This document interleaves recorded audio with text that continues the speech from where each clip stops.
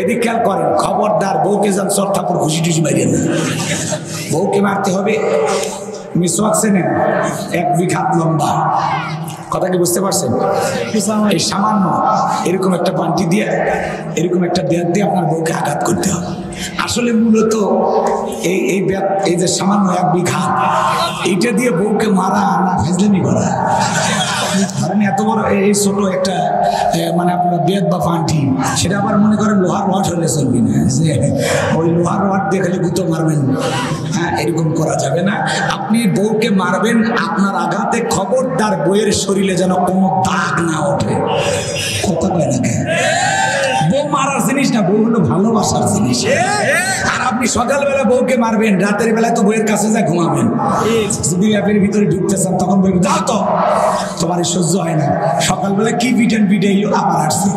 কথা কয় না কেন? তাহলে আপনার তো তখন শরম করবে, লজ্জা করবে না? তাহলে যেই মানুষটাকে আপনি সকালে পিটাইলেন, তাহলে সন্ধ্যাবেলায় রাত্রিবেলায় তার কাছে যা পাশে কেমনে ঘুমাবেন? অতএব বউকে মারার দরকার নেই, বউ হলো ভালোবাসার জিনিস। কথা কন ঠিক কিনা? এই জন্য আসল বউকে আঘাত নয়, বউকে ভালোবাসবেন। আর যদি ভুল ত্রুটি বেকাতেরা হয়, তাকে সংশোধন করার চেষ্টা করবেন নসিহতের মাধ্যমে, উপদেশের মাধ্যমে। কথাকে বোঝা যায়? যাই কথা ওইদিকে বাড়াবো না, অনেক কথা বলা যায়। তালাকের মাসালা খুব জটিল এবং কঠিন। যদি এলাকায় কেউ তালাক দেয়, অবশ্যই মুফতি মুহাদ্দিসের কাছে যা বিস্তারিত ঘটনা খুলে বলে সঠিক একটা ফয়সালা তাদের কাছ থেকে নেবেন, একা একা মাতবারি করবেন না। কথা কি বোঝা গেল? হ্যাঁ, একে খেয়াল করেন, হুজুরের কাছে যখন 5-10 হাজার টাকা হাতের মধ্যে দিয়ে দিছে, হুজুর 5-10 হাজার টাকা পাইয়া খুশিতে গুলগুলে। কথা কয় না কেন? এইবার হুজুর বলতেছে দেখেন, মানুষ মাত্রই ভুল হয়, যেহেতু রাগ করে একবার বলেছেন, তওবা করে আরেকবার রিস্ক নেওয়া যায়। টাকা যেদিকে ওর ফতুয়া সেদিকে, টাকার গন্ধে অবৈধ বউটাকে বৈধ বলে ফতুয়া দেয়, এমন আছে না নাই? তো টাকা খাওয়া বের করবো, খবরে ঢোক। কথা কন ঠিক কিনা? আল্লাহ আমাদের সঠিক বুঝ দান করুন, জোরে বলুন আমি। তাহলে টাকা যেদিকে ফতুয়া সেদিকে আছে না নাই? আমার ভাইয়েরা, লম্বা হবে, লম্বা করবো না, সংক্ষিপ্ত কথা বলে দিয়ে যায়। আমি যে কথা বলতে চাচ্ছিলাম, আবু জেহেল ডেকে বলে বেলাল রে, এত বড় লোভনীয় প্রস্তাব দিলাম, তোর টাকা পয়সা এত কিছু দিতে চাইলাম, কোনো কিছুতে রাজি হইলি না, তাহলে সোজা আঙ্গুলে ঘিউ না উঠলে আঙ্গুলে একটু বাঁকা করা লাগবে। এই কথা বলে যুবকদেরকে লিলিয়ে দিল, চাবুক দিয়ে পিটাও। হযরতে বেলালকে চাবুক দিয়ে পিটানো শুরু হয়ে গেল। এ বাজান, এরা যত জোরে চাবুক মারে, বেলাল তত জোরে আল্লাহর জিকির করে। আল্লাহু আকবার। এবার চাবুক দিয়ে পিটাইতে পিটাইতে কালো চামড়া গুলো ফেটে রক্ত ঝরতেছে। আমার ভাইয়ের আবু জেহেল ডেকে বলে বেলাল রে, মারতে মারতে কালো চামড়া গুলো ফেটে রক্ত ঝরতেছে, এরপরেও কি বিশ্ব নবীর কালেমা ছাড়বি না? হযরতে বেলাল ডেকে বলছে রে, মারতে মারতে যদি মেরেও ফেলে দাও, বেলালের নিঃশ্বাস থাকবে যতদিন, বেলাল ইসলামের পথে টিকে থাকবে ততদিন। বলেন আল্লাহু আকবার। আসসালামু আলাইকুম ওয়া রাহমাতুল্লাহি ওয়া বারাকাতুহু। আপনারা সবাই কেমন আছেন? যে ভাইরা দাঁড়িয়ে আছেন একটু মেহরবানি করে বসেন। আসলে এখন মাঠে কাজ চলতেছে, এই জন্য লোকজন একটু কম। গত বছরে জানুয়ারি মাসে আসছিলাম, তখন একটু কাজ হালকা, তাই না? গতকালকে লোকজন কেমন হয়েছিল? এরকম না এর চেয়ে বেশি? এখন পর্যন্ত সেম না? ঠিক আছে, দাঁড়ানো ভাইরা বসেন। ওই দোতলায় যারা আছেন একটু নিচে নামেন গো ভাই, একটু নিচে নামেন। জি জি, রাস্তাঘাটে দোকানপাটে যারা আড্ডা মারতেছেন, অপচয় সময় নষ্ট করতেছেন, মেহরবানি করে মাহফিলে চলে আসুন। সবাই একটু মেহরবানি করে চলে আসুন। গত বছরে কোন সূরা থেকে ওয়াজ করছিলাম মনে আছে? বলেন কোন সূরা? একটু পিছিয়ে বসে হাত নড়াচড়া করি তো লাগলে মানুষ।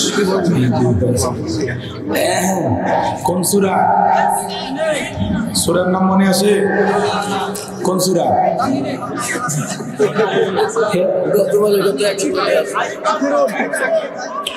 গত বছরে কোন সূরা থেকে ওয়াজ করছিলাম মনে আছে? একজনেরও মনে নাই? ভালো, খুবই ভালো। একটু মনে হচ্ছে না? কোনো ঘটনাও মনে নাই?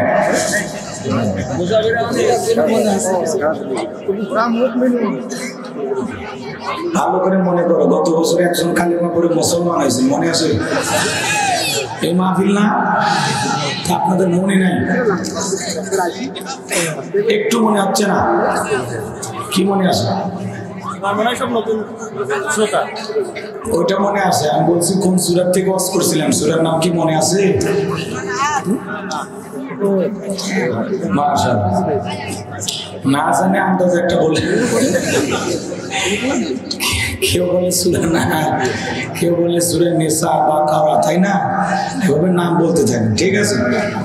আমি আর কথা বাড়াতে চাই না। এর আশেপাশে কোন মাহফিলে কি আলোচনা শুনছিলেন? মনে আছে? একটু মনে নাই? হ্যাঁ,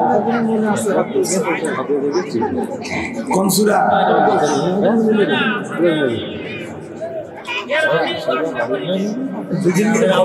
সেটা কোন জায়গায়?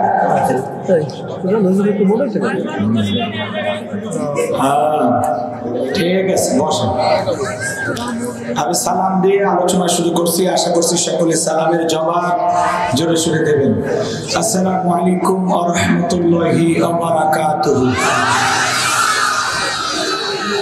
إن الحمد لله الأكرم الذي خلق الإنسان وكرمه وعلمه من البيان ما لم يعلم فسبحان الذي لا يحصى امتنانه باللسان ولا بالقلم نشهد أن لا إله إلا الله وحده لا شريك له ونشهد أن سيدنا وسندنا وحبيبنا ومولانا محمدا عبده ورسوله الذي أرسله بالحق بشيرا ونذيرا وداعيا إلى الله بإذنه وسراجا وقمرا منيرا فقد قال الله تعالى في كلامه المجيد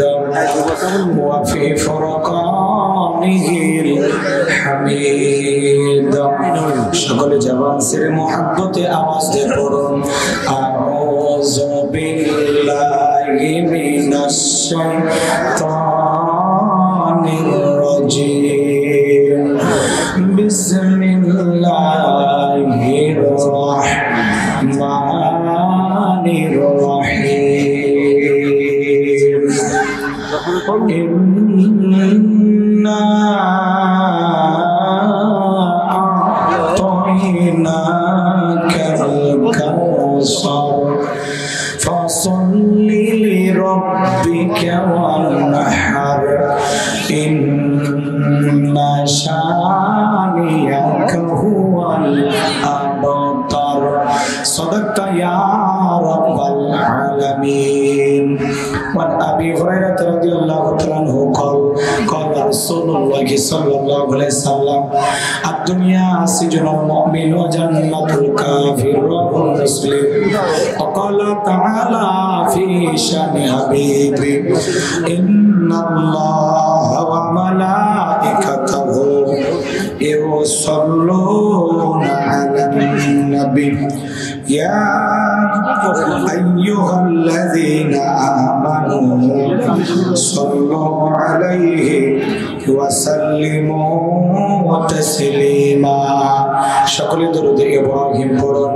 اللهم صل على محمد وعلى آل محمد كما صليت على إبراهيم وعلى آل إبراهيم إنك حميد مجيد اللهم بارك على محمد وعلى آل محمد كما باركت على إبراهيم وعلى آل إبراهيم إنك حميد مجيد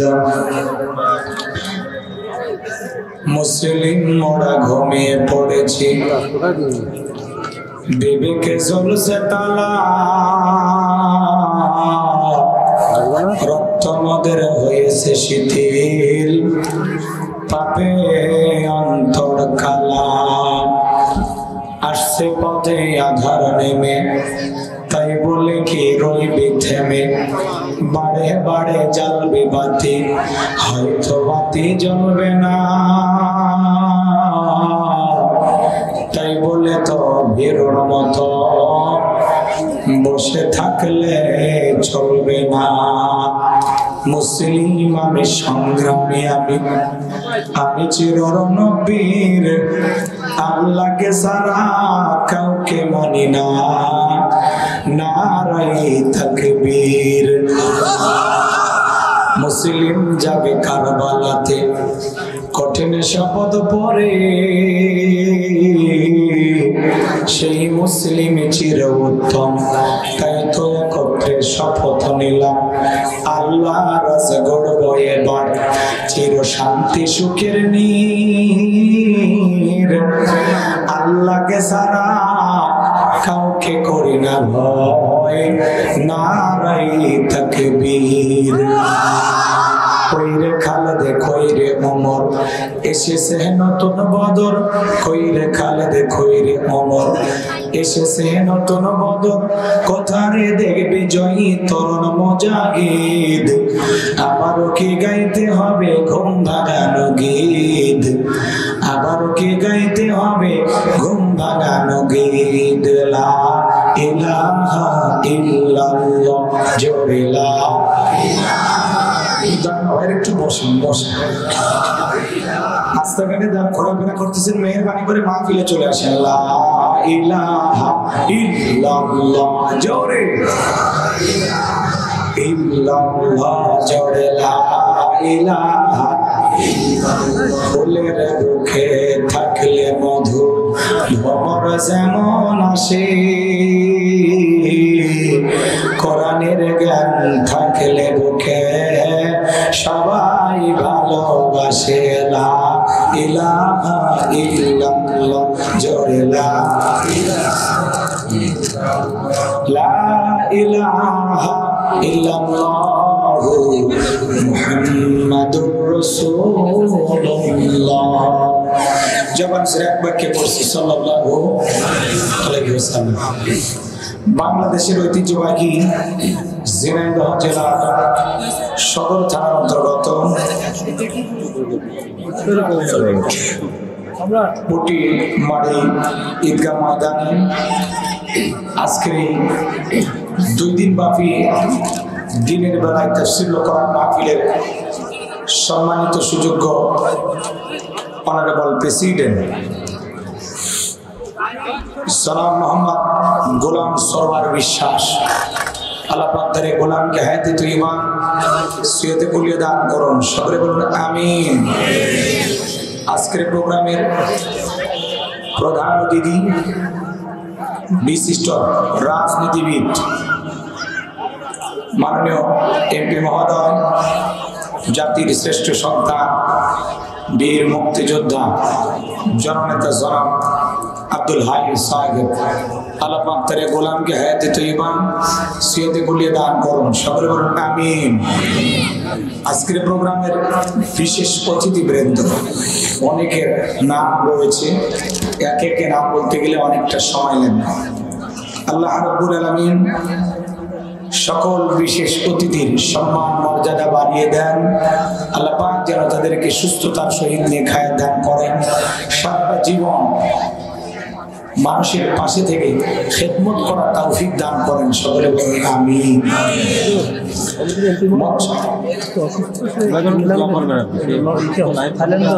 এমপি মহোদয় অসুস্থ, ওনার জন্য দোয়া চাচ্ছেন, থাইল্যান্ডে আছেন। আল্লাহর গোলাম, আমরা আল্লাহ তাআলার কাছে আমরা তার জন্য দোয়া করছি, আল্লাহ পাক যেন তাকে সুস্থতার নিয়ামত দিয়ে ধন্য করেন, সকলে বলেন আমিন। আল্লাহ পাক তাকে শিফায়ে কামিলা আজেলা দান করেন, জোরে বলেন আমিন। গতকালকে আলোচনা করেছেন যার কণ্ঠে আমরা কোরআনের পাখির সুর শুনতে পাই। আমরা কোরআনের পাখিকে হারিয়েছি, বগুড়া জেলার কৃতি সন্তান, সারা বাংলাদেশে আলোড়ন সৃষ্টিকারী প্রখ্যাত দ্বীনের দায়ী মুফাসসিরে কোরআন হযরত মাওলানা আব্দুল আলামিন সাহেব, আমার প্রিয় ভাইয়ের কণ্ঠকে আল্লাহ দ্বীনের জন্য, ইসলামের জন্য, কোরআনের খেদমতের জন্য কবুল করুন। সকলে বলেন আমিন। গতকালকে কথা বলেছেন কবি রিয়াদুল ইসলাম বকুল। আল্লাহ পাক তার গোলামের কণ্ঠ দ্বীনের জন্য কবুল করুন। সকলে বলেন আমিন। আজকে আমার পূর্বে আলোচনা রেখে ধর্ম করেছেন হযরত মাওলানা নাসিরউদ্দিন সরকার। দোয়া করা দরকার আল্লাহ পাক তার গোলামের কণ্ঠ দ্বীনের জন্য, ইসলামের জন্য, কোরআনের ময়দানের জন্য কবুল করুন। সকলে বলেন আমিন। মাহফিল পরিচালনায় কারি মোহাম্মদ তরিকুল ইসলাম, আল্লাহ পাক তার গোলামকে কবুল করুন। সকলে বলেন আমিন। মঞ্চে উপস্থিত সম্মানিত ওলামা ইকরাম, সামনে বসা পিতৃ সমতুল্য মুরব্বী বাবাজিরা, কলিজার টুকরা প্রাণপ্রিয় যুবক ভাইরা, ছোট ছোট সোনামানিকেরা, পর্দার আড়ালের সম্মানিত ওলামা সরলা আবেদা সালেহা মা ও বোনেরা, প্রশাসনের সম্মানিত পুলিশের ভাইরা, ডিবির ভাইরা, জাতির বিবেক প্রিয় সাংবাদিক বন্ধুগণ, বিভিন্ন রাজনৈতিক দলের সম্মানিত নেতা কর্মী ভাইরা, সবাইকে আরেকটিবার সালাম দিচ্ছি। আশা করছি সকলে সালামের জবাব জোরে শুনে দেবেন। আসসালামু আলাইকুম ওয়া রাহমাতুল্লাহি ওয়া বারাকাতুহু।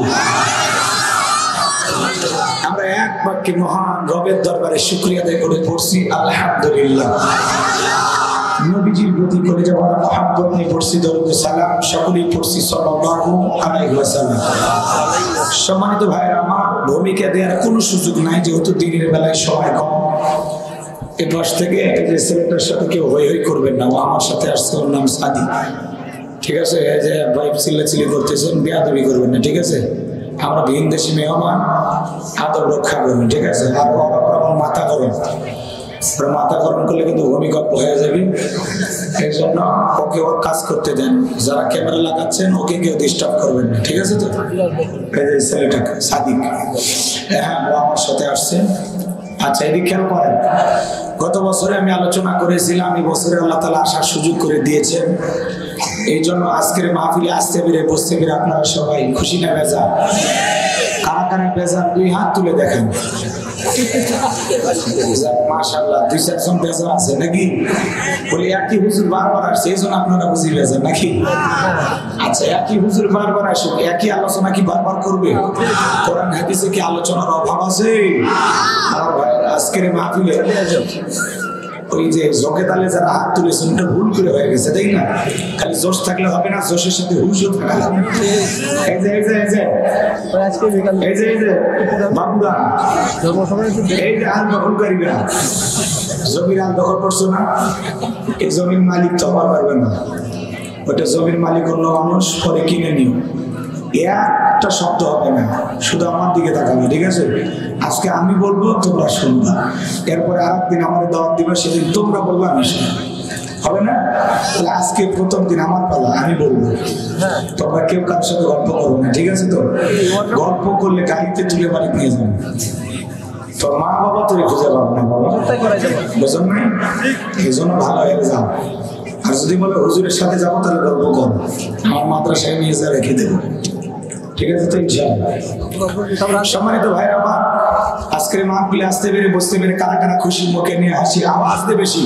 আল্লাহ নামের এমন একটি স্লোগান দেবেন, এলাকায় যদি কোনো ইসলাম বিরোধী উই পোকা, সার পোকা, তেলা পোকা থাকে, ওদের কলিজায় যেন কম্পন সৃষ্টি হয়, এমন আওয়াজ তুলতে রাখিয়েছেন যারা বীর মুসলমানের মতো দুটি হাত টান টান করে তুলে দেখান তো। লিল্লাহে তাকবীর, লিল্লাহে তাকবীর। আল কোরআনের আলো, আল হাদিসের আলো, দুনিয়ার মুসলিম। আমার নেতা তোমার নেতা, আমার নেতা তোমার নেতা। লিল্লাহে তাকবীর। আল কোরআনের আলো, আল হাদিসের আলো, দুর্নীতির আলো। অনেকে ঝোঁকে তালে বলে ফেলেছেন, দুর্নীতির আলো ঘরে ঘরে জ্বালা। বাংলাদেশে দুর্নীতি দমন কমিশন আছে না? এরপরে দুর্নীতি কমেছে নাকি ডিজিটাল কায়দায় বেরিয়ে চলেছে? দিন যত গড়াচ্ছে দুর্নীতির পাল্লা তত ভারী হচ্ছে, কথা বলেন ঠিক কিনা? আমরা চাই আমাদের প্রিয় মাতৃভূমি বাংলাদেশ দুর্নীতি মুক্ত আল্লাহ কবুল করুন, চিল্লা বলেন আমিন। আমরা যে আমাদের বাংলাদেশ মাদক মুক্ত আল্লাহ কবুল করেন, চিল্লা বলেন আমিন। আমরা যে আমাদের বাংলাদেশ যৌতুক মুক্ত আল্লাহ কবুল করেন, চিল্লা বলেন আমিন। সম্মানিত ভাইরা আমার, ভূমিকায় লম্বা কথা নয়, সরাসরি মূল আলোচনায় প্রবেশ করতে চাই। তারপরে দু একটি কথা না বললে নয়। আমরা যত জায়গায় করেন কথা বলতে যাই, বলে হুজুর সাবধানে আলোচনা করবেন, ভুলে যাবেন না এলাকা কার। ওদের কথার সাইজ শুনে মনে হয় এলাকা ওদের বাবা। আছে না নাই?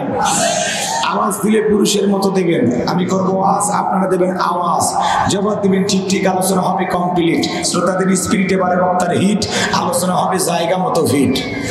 কিছু আজ প্যান্ডেলে, কিছু আজ অ্যাঙ্গেলে, জ্ঞানী লোকের সময় ইশারায় যথেষ্ট কথা বলেন, ঠিক কিনা? সম্মানিত ভাইয়ের আমার, আজকে যারা কোরআনের মাহফিলে বসেছেন, পাশে মা বোনেরা বসে আছে, মনে না?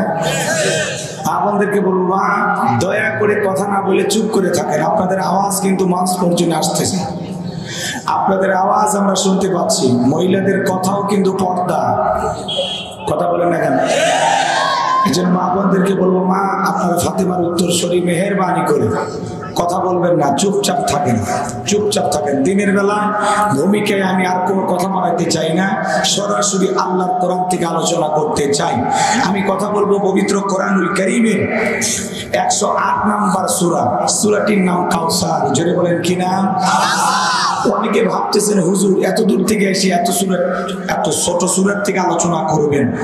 যদি বুঝতাম তাহলে কষ্ট করে মোটরসাইকেলে তেল পুড়িয়ে অটো ভাড়া দিয়ে আপনার মাহফিলে আসতাম না। আপনারাই বলেন তো বাজার, পরিচিত পথে পথ চলতে সহজ হয় না কঠিন হয়? একটু জোরে বলেন। পরিচিত মানুষের সাথে কথা বলে ভালো লাগে না খারাপ লাগে?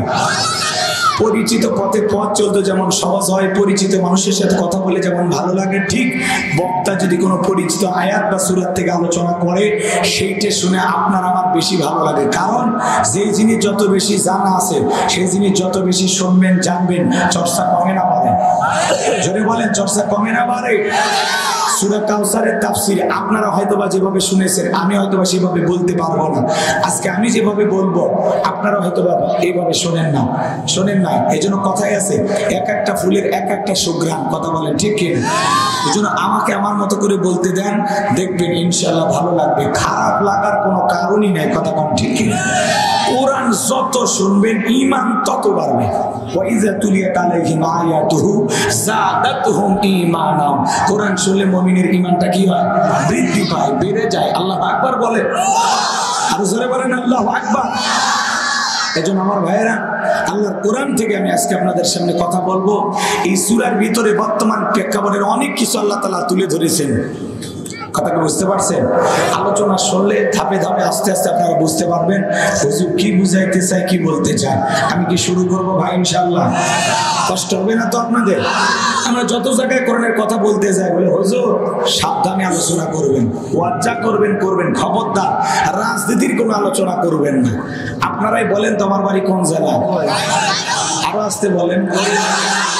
গরিব এলাকায় বাড়ি থেকে আমার জেলার নামটা ঠিক নিতে আপনাদের কষ্ট হচ্ছে, একটু জোরে বলেন আমার বাড়ি কোথায়? গাইবান্ধা। আমি আসছি কোন জেলায়? ঝিনাইদহ জেলা। বিশ্বাস করেন আমি গাইবান্ধা থেকে ঝিনাইদহ এসেছি শুধুমাত্র কোরআনের কথা বলার আশায়, এছাড়া আমার অন্য কোনো উদ্দেশ্য নেই, কথা বলে ঠিক কিনা? আর গাইবান্ধা থেকে ঝিনাইদহ এসে রাজনীতি করে আমার কোনো লাভ আছে? আগামী নির্বাচনে এলাকার মহিলা মেম্বার পদে দাঁড়ানোর কোনো চান্স আছে? তাহলে আমি কেন এখানে রাজনীতি করবো? যদি করাই লাগে নিজের এলাকায় বান্ধাই করবো, কথা বলেন ঠিক কিনা? এই জন্য আপনার টেনশন মুক্ত থাকবেন। আমি আপনাদের কথার সাথে একমত। আমি বাংলাদেশের রাজনীতি কোনো দলের বক্তা না, আমি রাজনীতি কোনো বক্তব্য দেব না। I will not any political lot because I am not a leader of any political party. কারণ এখানে সব দলের লোক আছে না নাই? এখানে বসে আছেন আওয়ামী লীগ, বিএনপি, জাতীয়তাবাদী ইসলাম, জাসদ, বাসদ, চরমনা, আরশদ, দেনবেলি, ফুরফুরা, হাটাজার ওলামায়ে জামাত, পাবলিক ওলামায়ে নতুন গণফোরাম, সুসমাজ, বিপুল বাজার, এলজিবিটি, ডেমোক্রেটিক শক্তি, পিপল সোসাইটি, 4 দল, 14 দল, 8 দল, 19 দল, 20 দল, ইসলাম বিএনপি বাংলাদেশ কমিটি পর্যন্তই থাক। বিপি নূরের আছে গণ অধিকার পরিষদ, তৈমুর চাচা খুলেছিল তৃণমূল বিএনপি। চাচার হাতে মূলে ধরায় দিয়েছে, কথা কোন ঠিক কিনা? চাচা মনে করেছিল এক চান্সে দেশের প্রধানমন্ত্রী হয়ে যাবে। কথা কয় না কেন? ওই চাচারও 2-4 জন ভক্ত থাকতে পারে। কথা কন ঠিক কি না? এত দলীয় লোক সেখানে, আমি কি বোকা দলীয় আলোচনা করব? এই দিক থেকে যদি একটা দলের লোক গুটা মারে, ওই দিক থেকে আর একটা দলের থানায় টেলিফোন করে, আমি হুজুরের অবস্থা ভালো না খারাপ? অতএব আজকের মাহফিলে বাংলাদেশের রাজনীতি নিয়ে কোন আলোচনা করা হবে?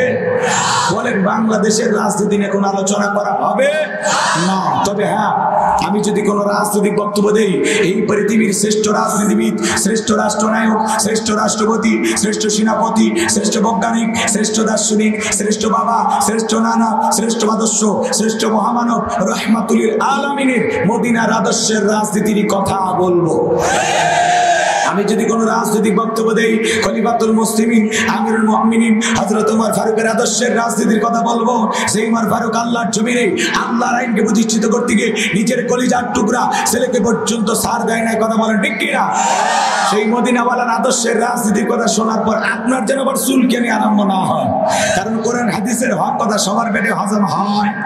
আপনারাই বলেন তো, সুদ করে সামনে যদি সুদের বিষয়ে আলোচনা করা হয়, ও কি ঝিনাইদহ শহর থেকে মিষ্টি নিয়ে এসে বলবে, হুজুর হ্যাঁ করেন একটু মিষ্টি খান, নাকি বলবে এই হুজুর এসে সুদের ওয়াজ কইরা আমার সুদের ব্যবসায় লাল বাতি জ্বালাইছে? কথা বলেন ঠিক কিনা? যারা ঘুষ খায়, দুর্নীতি করে, হারাম খায়, বুড়ি বানাইছে 26 মাসের গর্ভবতী, ওদের সামনে ঘুষের আলোচনা করলে খুশি না বেজা? যারা বেনামাজি নামাজ পড়ে আসার খাইয়ে পুইরে আল্লাহ সিজদা দেয় না, ওদের সামনে নামাজের ওয়াজ করলে খুশি না বেজা? যে সমস্ত মা বোনেরা বোরকা পরে না, পর্দা করে না, বুকে ওড়না পর্যন্ত নেয় না, জিন্সের প্যান্ট গেঞ্জি পরে রাস্তা দিয়ে হাঁটে যায়, পিছন দিক দিয়ে তাকালে মানে দূরে সুপারি গাছ দাঁড়িয়ে আছে, এরকম বেহায়া বেপর্দা নারীর সামনে পর্দার আলোচনা করে খুশি না বেজা? এক কথায় ওয়াজ যদি কারো বিপক্ষে চলে যায়, কিয়ামত পর্যন্ত সে বক্তার উপরে খুশি হবে না। কথা বলেন ঠিক কিনা? এজন্য পরিষ্কারভাবে একটি কথা বলে দিতে চাই, আজকের আলোচনা সভাপতি স্যারের মতো হবে না, প্রধান অতিথির মতো হবে না, মাহফিল কমিটির মতো হবে না, বক্তার মতো হবে না, শ্রোতাদের মতো হবে না।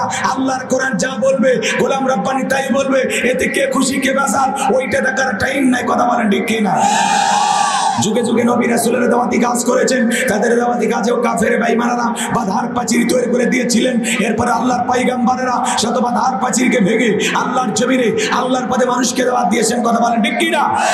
আপনারা আমার প্রিয় নবী কালিমার দাওয়াতের দিকে, কোরআনের প্রচার করতে গিয়ে মার খেয়েছেন, রক্ত জড়িয়েছেন, দান্দার মোবারক শহীদ হয়ে গেছেন, লোহার টুপি মাথার ভিতরে ঢুকে গেছেন, সাহাবায়ে কেরাম দ্বীনকে প্রতিষ্ঠিত করতে গিয়ে মার খেয়েছেন, রক্ত জড়িয়েছেন, জীবন দিয়েছেন। ও বাংলার মুসলমান, 1971 সালে এদেশের মাটির জন্য, এদেশের স্বাধীনতার জন্য আপনার আমার পূর্বপুরুষেরা যদি রক্ত দিতে পারেন, জীবন দিতে পারেন, প্রয়োজন যদি হয় আল্লাহর জমিনে আল্লাহর দ্বীনকে প্রতিষ্ঠিত করতে গিয়ে, কোরআনের সমাজ কায়েম করতে গিয়ে নবীদের মতো, সাহাবায়ে কেরামদের মতো বুকের তাজা রক্ত দিতে হয়, কারা কারা দিতে রাজি? দুই হাত তুলে আল্লাহকে দেখা।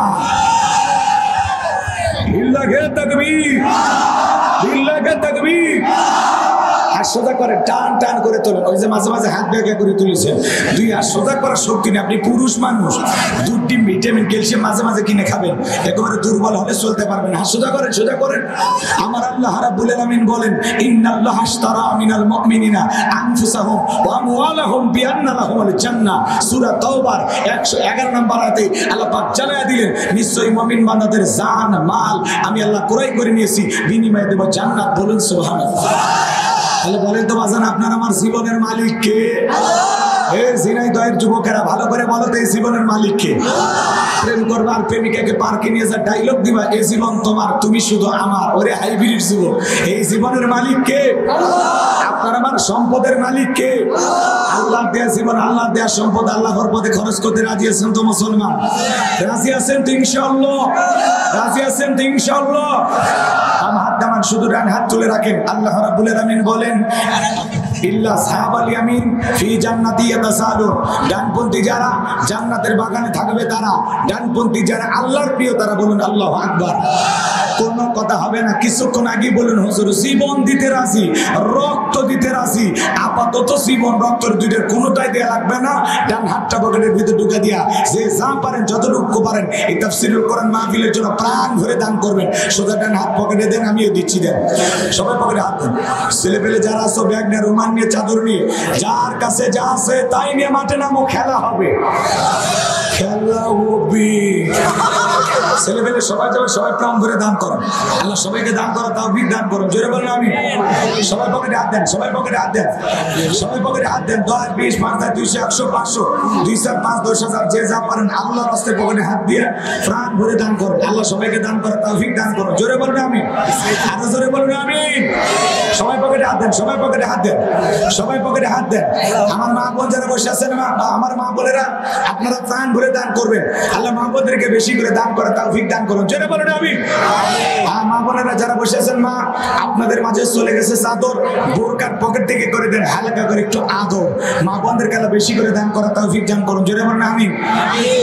আপনারা সবাই প্রাণ ভরে দান করেন। আমার হাতে 2, 4, 5, 10,000, 1 লাখ, 2 লাখ যারা দেবেন তারা দিয়ে দেন। সময় বড় কম, এলাকার গণ্যমান্য ব্যক্তিবর্গ যারা আছেন 2, 4, 5, 10,000 টাকা দান করবেন, খুব দ্রুত গতি দেখেন। আমি দিল থেকে আপনাদের জন্য দোয়া করে দেবো। তাড়াতাড়ি আসেন, তাড়াতাড়ি আসেন। আগামী বছর এই মাহফিল আরো ভালোভাবে হোক, বড় আয়োজন হোক। আপনারা চান না 10,000 টাকার বোঝা? সবাই একটু প্রাণ ভরে মুক্ত হস্তে দান করবেন, দানের হাতটা প্রসারিত করবেন। আল্লাহ সবাইকে দান করা তৌফিক দান করুন। জোরে বলুন আমিন। আরো জোরে বলুন আমিন। সবাই একটু মেহেরবানি করে প্রাণ করে দান করেন। সবাই পকেটে হাত দিয়ে আল্লাহর রাস্তায় টাকা বের করে দেবেন। খবরদার কেউ যেন আবার বিড়ি ম্যাচ দিন না। 2014 সালে ওয়াজ করতে গেছিলাম রংপুর তারাগঞ্জ, ওই জায়গায় কালেকশন চলতেছিল। একজন ব্যাগের ভিতর দিয়েছিল 2 প্যাকেট বিড়ি, দিয়ে লেখা দিচ্ছে 1 প্যাকেট মাহফিল কমিটি আর 1 প্যাকেট বক্তা। কত বড় দুষ্ট, চিন্তা কর। এরকম দুষ্টুমি করা যাবে না। সবাই পকেটে হাত দিয়ে আল্লাহর রাস্তায় টাকা দেন। লা ইলাহা ইল্লাল্লাহ, জোরে লা। আমার হাতে দেওয়ার মতো কেউ নাই। পকেটে হাত দেন না, পকেটে হাত দেন। সাসামিয়া হাত দেন। 2, 4, 5, 10,000 যারা দেবেন, 500 টাকা, 1000 টাকা তারা দিয়ে দেন, তারা দিয়ে দেন। সময় কম, ছেলে পেলে ব্যাগ নিয়ে গেছে, প্রাণ ভরে আল্লাহর রাস্তায় দেন। দাঁড়ানো ভাইদের কাছেও যান, দোতলায় যারা বসে আছে তাদের কাছেও যান। হ্যাঁ, দাঁড়ানো ভাইদের কাছেও যান। সবাই একটু দেন, দিলটা নরম করে সবাই প্রাণ ভরে দান করেন। 10,000 টাকার বোঝা আল্লাহ সবাইকে দান করার তৌফিক দান করুন। জোরে বলেন আমিন। হ্যাঁ, এই তাফসীরুল কোরআন মাহফিল যুগের পর যুগ টিকে থাকা আপনারা চান না। ভালো কাজের আঞ্জাম। একা একা মাহফিল করতে পারবেন না, কিছু দিয়ে একটু সহযোগিতা করলে তারা এই মাহফিলটা কন্টিনিউ করতে পারবে। কথা কোন ঠিক কিনা? সবাই একটু মেহেরবানি করে প্রাণ ভরে দান করেন। আল্লাহ আপনাদের এই দান কবুল করেন। জোরে বলেন আমিন। আরো জোরে বলুন আমিন। মহিলা প্যান্ডেল, আমার মা বোন যারা বসে আছেন, মা থাকে যদি নাকের ফুল, কানের দুল, গলার সিল দিয়ে যাবেন, বিনিময়ে বেশি বেশি সওয়াব পাবেন। আল্লাহ মা বোনদেরকে বেশি করে দান করা তৌফিক দান করেন। জোরে বলেন আমিন। ভাই, আমার হাতে দেওয়ার মতো কেউ নাই, কেউ নাই। 500, 1000 টাকা দেওয়ার মতো এলাকায় কেউ নাই। আসেন, আসেন, দিল থেকে দোয়া করে দেব। আল্লাহ যেন বিশ্বনবীর সাথে একই জান্নাতে কবর পাবেন। প্রতিবারই জামে মসজিদ ইহার শেখ সভাপতি ও মানব হোসেন কেশিয়ার একটা মাঠের হুজুরদের সম্পূর্ণ খরচ বহন করে ইনশাআল্লাহ মানব হোসেন ও ইয়া শেখ আগামী বছর আগামী বছর এই মাহফিলের প্রথম দিনের যত খরচ ওনারা দিবেন, হুজুর করে যে বক্তাগুলো আসবে। বুঝতে পারছি। কি নাম ওনার? ওনার নাম ইয়াহিয়া শেখ আর আমার নাম মানব হোসেন। ইয়াহিয়া শেখ এবং আনোয়ার হোসেন। মানোয়ার হোসেন। মানোয়ার, মানোয়ার। আচ্ছা, মানোয়ার। জি। ইয়াহিয়া শেখ এবং মানোয়ার হোসেন। মনোয়ার হোসেন আল্লাহর বান্দা। এই দুইজন মিলে আগামী বছর আল্লাহ যদি হায়াত দেন, প্রথম দিনে বক্তাদের যে হাদিয়া, যে কয়জনই বক্তা আসুক প্রথম দিন সব খরচ, যত বড়ই বক্তা আসুক, ওনারা দুইজন বহন করবেন। আল্লাহ কবুল করে। জোরে বলেন আমিন। তাকবীর। আনোয়ার শেখ এবং মনোয়ার, মানোয়ার হোসেন ইয়াহিয়া শেখ, মানোয়ার এবং ইয়াহিয়া শেখ, আল্লাহ পাক এই দুই গোলামকে কবুল করেন, হায়াত বাড়ায় দেন, জিন্দেগির গুনাহগুলো মাফ করে দেন, কোটি কোটি টাকার সম্পদের মালিক বানায় দেন। জোরে বলেন আমিন। মেহেদি হাসান, নিত্যানন্দপুর মেহেদি হাসান, নিত্যানন্দনপুর মেহেদি হাসান, আল্লাহরে বান্দা নগদ 1000 টাকা। আগামী বছরের জন্য 2, 4, 5, 10,000 কারা দিবেন, নামটা লিখে দেন তো, তাড়াতাড়ি দেন। আগামী বছর মাহফিল হলে দেবেন ইনশাআল্লাহ। তাড়াতাড়ি বলেন ভাই, সময় কম, আলোচনায় যাবো ভাই, একটু বলেন না সোনা ভাই আমার। কি না, হাত তোলেন। আগামী বছর হাত তোলেন। কি নাম? জনাব মোহাম্মদ জামিনুর রহমান বিপুল ভাই, সাবেক চেয়ারম্যান না? মাশাআল্লাহ, সাবেক চেয়ারম্যান ছিলেন। মাশাআল্লাহ। 5,000 লিল্লাহি তাকবীর। আল্লাহ তাআলা জনাব জামিনুর রহমান বিপুল ভাইকে আল্লাহ পাক আবারও সম্মানের চেয়ারে বসায় দেন। জোরে বলেন আমিন। আল্লাহ রাব্বুল আলামিন যেন তাকে কবুল করেন। জোরে বলেন আমিন। আমার ভাইয়ের জীবনের আশাগুলো পূরণ করে দেন, দুনিয়া আখিরাতে ইজ্জত সম্মান বাড়ায় দেন, কোটি কোটি টাকার মালিক বানায় দেন। জোরে বলেন আমিন। আর কে আছেন ভাই? তাড়াতাড়ি দেন, তাড়াতাড়ি দেন, সময় কম, আমরা আলোচনায় চলে যাবো, কষ্ট দেব না। আমার হাতে 2, 4, 5, 10,000 যারা দেবেন, 500, 1000 টাকা দেবেন, দেন। আমি দোয়া করবো আল্লাহ যেন বিশ্বনবীর সাথে একই জান্নাতে কবুল করেন। যদি বলেন আমি আগামী বছরের জন্য সেই টাকা নাতি ছিলেন, সেই টাকা ওই যে নাতি, ওনার নাতি আব্বার জন্য, ওর আব্বার জন্য দোয়া আছে, নগদ 500 টাকা করে বলেন মারহাবা। আল্লাহ তাআলা ওনার নাতি অসুস্থ, ওনার পরিবারের যে জামাই তিনি অসুস্থ, আল্লাহ যেন সবাইকে শিফায়ে কামিলা আজিলা দান করেন, সুস্থতার নিয়ামত দিয়ে ধন্য করেন। মুহুরী সাহেবের পরিবারকে আল্লাহ যেন কবুল করেন। জোরে বলেন আমিন। কিনা এই মাঠে তো অনেক আগামী বছরের জন্য যারা দেবেন তাড়াতাড়ি দেন। অনেক কি হয়েছে জোরে কম কি হয়েছে একটু জোরে বল। যে অনেক মানুষ তরফ থেকে হয়েছে, সেজন্য হিন্দু মুসলমান হয়েছে, সেসবগুলো সেইভাবে বলে দিই। এই মাঠে কি হয়েছে? ছেলে হয়েছে, হ্যাঁ মানত করে 3 দিয়েছি। মা বোনেরা গত বছরে এই মাঠে ওয়াজ শুনতে এসে আল্লাহর কাছে নিয়ত করেছিল, আল্লাহ তুমি আমার একটু ছেলে সন্তান দিও। এরকম একটা নিয়ত করেছিল 3 জন মহিলা, আল্লাহ তাআলা 3 জনকে 3টা পুত্র সন্তান দিয়েছে। বিল্লাহি তাকবীর। আল্লাহ তাআলার কাছে নিয়ত করলে আল্লাহ তাআলা দিয়েছেন। এটা মাহফিলের কারণেও না, এলাকার কারণেও না, হুজুরের কারণেও না। কথা কি বুঝতে পারছেন? ছেলে দেওয়া মেয়ে দেওয়ার মালিক কে? কিন্তু তার একটা সুন্দর নিয়ত করেছিলেন, আল্লাহ আমরা আজকের মাহফিল শুনতে আসছি, আল্লাহ তুমি যদি আমার একটা পুত্র সন্তান দাও, আগামী বছর আমি মাহফিলের জন্য কিছু দান করব। আমার সেই সমস্ত মা বোনদের আল্লাহ পুত্র সন্তানও দিয়েছেন এবং তারা অলরেডি এই মাহফিলের জন্য কিছু টাকা দানও করেছেন। বলেন আল্লাহু আকবার। আর ওনারা বললেন এই মাহফিল তো সেই মাহফিল, বরকতপূর্ণ মাহফিল। গত বছরে জানেন তো একজন ভাই কালেমা পড়ে মুসলমান হয়েছেন, সেও বিয়ে করছে, আল্লাহ তাআলা তাকেও একটা সন্তান দিয়েছেন। আল্লাহু আকবার বলেন। এবং ঝিনাইদহের সবচেয়ে ভিআইপি একটি হোটেলে তার কাজের ব্যবস্থা হয়ে গেছে, তার দিনকাল সংসার খুব ভালো চলতেছে। আল্লাহু আকবার বলেন। এবং সে ছেলেটা অলরেডি নামাজ পড়ে এবং কোরআন তিলাওয়াত শিখেছে। বলেন আল্লাহু আকবার। কথা কি বুঝতে পারছেন? এই জন্য এই মাহফিলে আমার যে মা বোনেরা, ছোট নাতি ওই যে বাড়ির মধ্যে রেখে, ছোট নাতি 30 টাকা দান করেছে, 30 আল্লাহ পার করে দিয়ে ফুলসিরাতের 20। জোরে বলেন আমিন। হ্যাঁ তাড়াতাড়ি আসেন ভাই, যারা দেবেন তাড়াতাড়ি দেন, আমরা আলোচনায় চলে যাবো, কষ্ট দেওয়া যাবে না, খুব দ্রুত গতিতে। মাইক ছেলে, হ্যাঁ এগারোটার ভাইরা কি মাইকেল ছেলে আইসিতে রয়েছে, মাইকেলার ছেলে আল্লাহর বান্দা অসুস্থ হয়ে হাসপাতালে ভর্তি আসে, তো ওনার জন্য আমরা দোয়া করব। একেবারে অত্যন্ত কষ্টের ভিতরে আছেন, আল্লাহ তাআলার কাছে আমরা দোয়া করি আল্লাহ যেন তার এই গোলামকে শিফায়ে কামিলা আজিলা দান করেন। জোরে বলেন আমিন। সোহান নামে একটা ছেলে 2000 দিয়ে, সোহান নামের একটি ছেলে আগামী বছরের জন্য 2000 টাকা। জোরে বলেন মারহাবা, লিল্লাহি তাকবীর। আগামী বছরের জন্য 500, 1000 টাকা দেওয়ার মতো কেউ নাই, 2-4 হাজার টাকা দেওয়ার মতো কেউ নাই। দেন না বাজান, হাত তোলেন, আগামী বছরের জন্য দিবেন। হ্যাঁ যুবক, হাতটা তোলো না শোনা ভাই। আমি মুসাফির দিল থেকে দোয়া করে দেব, মুসাফিরের দোয়া কবুল করেন কি? আমার আশা পূরণ করে দেবেন, আল্লাহ আপনার জীবনের আশা পূরণ করে দেবেন। জোরে বলেন আমিন। আগামী বছরের জন্য কি নাম বলেন? সময় কম, আলোচনায় চলে যাবো, আর সময় নেওয়া যাবে না। কি নাম? আগামী বছরের জন্য কত দিবেন? ওই যে আমার মাদ্রাসার ছাত্রের বাবা, ওনার নাম হলো ওনার নাম উজ্জ্বল, এই যে বাপের নাম ছেলেই করছে, ওনার নাম উজ্জ্বল হোসেন। উনি আগামী বছরের জন্য 1000 টাকা আল্লাহ কবুল করবেন। হাত বাড়া দেন, জিন্দেগির গুনাহগুলো মাফ করে দেন। জোরে বলেন আমিন। এই ছেলেটার ওয়াজ শুনছেন আপনারা? হ্যাঁ কথা কয় না, 2-4 জন শুনছেন? এ আমার ওয়াজ এ দাঁড়াবো বাজার, এটা আমার মাদ্রাসার ছাত্র, বুঝতে পারছেন? এই ছেলেটা আমি যেভাবে হুবহু ওয়াজ করি, কোন জায়গায় মেয়েদের কথা, কোন জায়গায় ছেলেদের কথা, কোন জায়গায় হাসি, কোন জায়গায় কাশি, কোন জায়গায় ছন্দ, কোন জায়গায় গান, কোন জায়গায় কবিতা, কোন জায়গায় আয়াত, কোন জায়গায় হাদিস, মানে এক কথায় আমার একটা ক্যাসেটের ভিতরে 2-2.5 ঘন্টা যে বক্তৃতা করেছি হুবহু ওইভাবে বলার চেষ্টা করে, তাই না? কথা বলেন কেন? এই জন্য এই ছেলেটার জন্য দোয়া করবেন, আল্লাহ যেন একে বড় দিনের দিনের দায়ী হিসেবে কবুল করেন, জেনে বলেন আমিন। আমার মাদ্রাসায় নূরে মাদিনার একজন ছাত্র, 50 জনের মতো ছাত্র আছে আমার মাদ্রাসার জন্য, আপনারা দোয়া করবেন।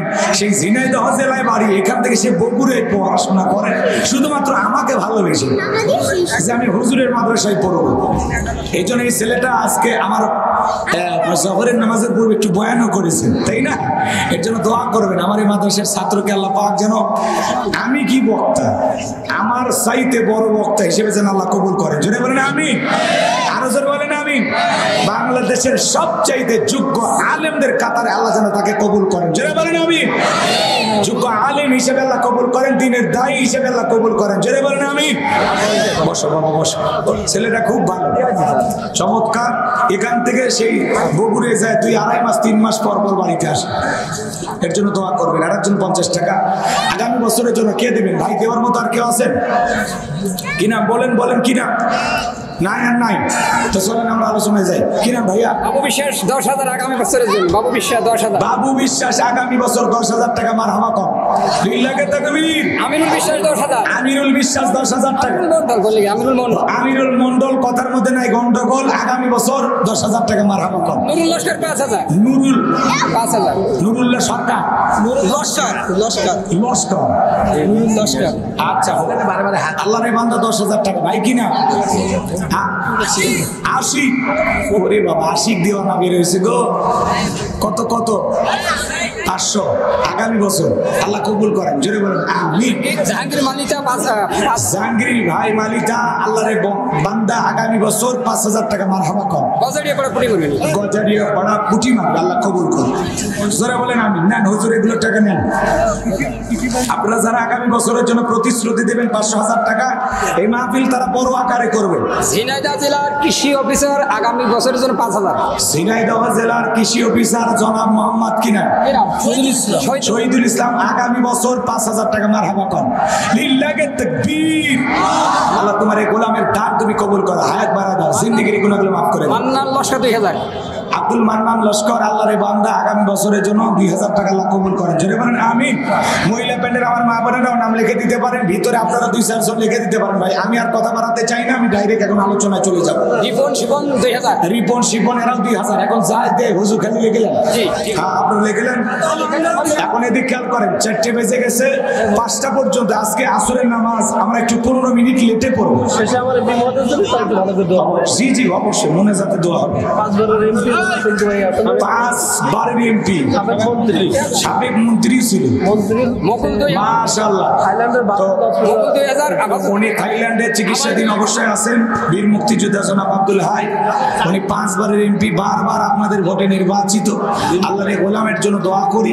হ্যাঁ উনি একজন এদেশ স্বাধীন করার সময় যুদ্ধ করেছিলেন, এদেশের শ্রেষ্ঠ সন্তান বীর মুক্তিযোদ্ধা। ওনার জন্য আমরা দোয়া করবো মোনাজাতে ইনশাআল্লাহ।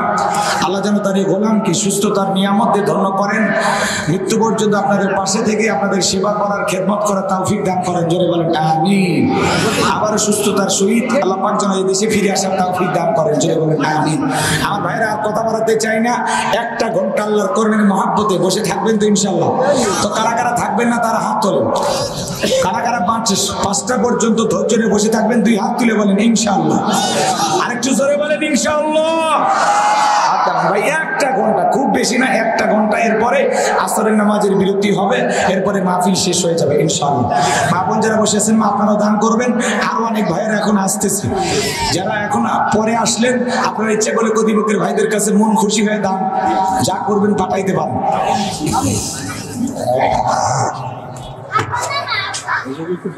এই যে আপনারা প্রথম দিনের 2 জন খরচ দিলেন, দ্বিতীয় দিনের 2 জন যদি থাকেন তাহলে তো মাহফিল নিয়ে টেনশনই নেই। কথাটি বোঝেন না? এরকম দ্বিতীয় দিনে 2 জন তো এর আল্লাহ করে দিয়ে এলাকায়। সূরা বলেন আমি। সূরার নাম কি বলছিলাম? আরো আসতে কম কষ্ট হচ্ছে আপনাদের? আমার ভাইয়ের ছোট্ট একটি সূরার সময় কম, এজন্য লম্বা বক্তৃতা ধরার সুযোগ নেই। কথা কি বুঝতে পারছেন? দিনের বেলা একেবারে সময় কম থাকে, তাছাড়া 2-4 ঘন্টা আলোচনা করেও তো তৃপ্তি মেটে না। কোরআনের এত কথা বলতেও ভালো লাগে, শুনতেও ভালো লাগে, কথা বলেন ঠিক কি? এজন্য দিনের বেলায় সময় কম, লম্বা বক্তৃতা করবো না, সংক্ষিপ্ত কথা বলবো, কোনো ভূমিকা নেই, আর কোনো কথা আমি বাড়াবো না, ডাইরেক্ট আলোচনা। একটু জবান ছেড়ে সবাই আমার সাথে পড়ো। আর না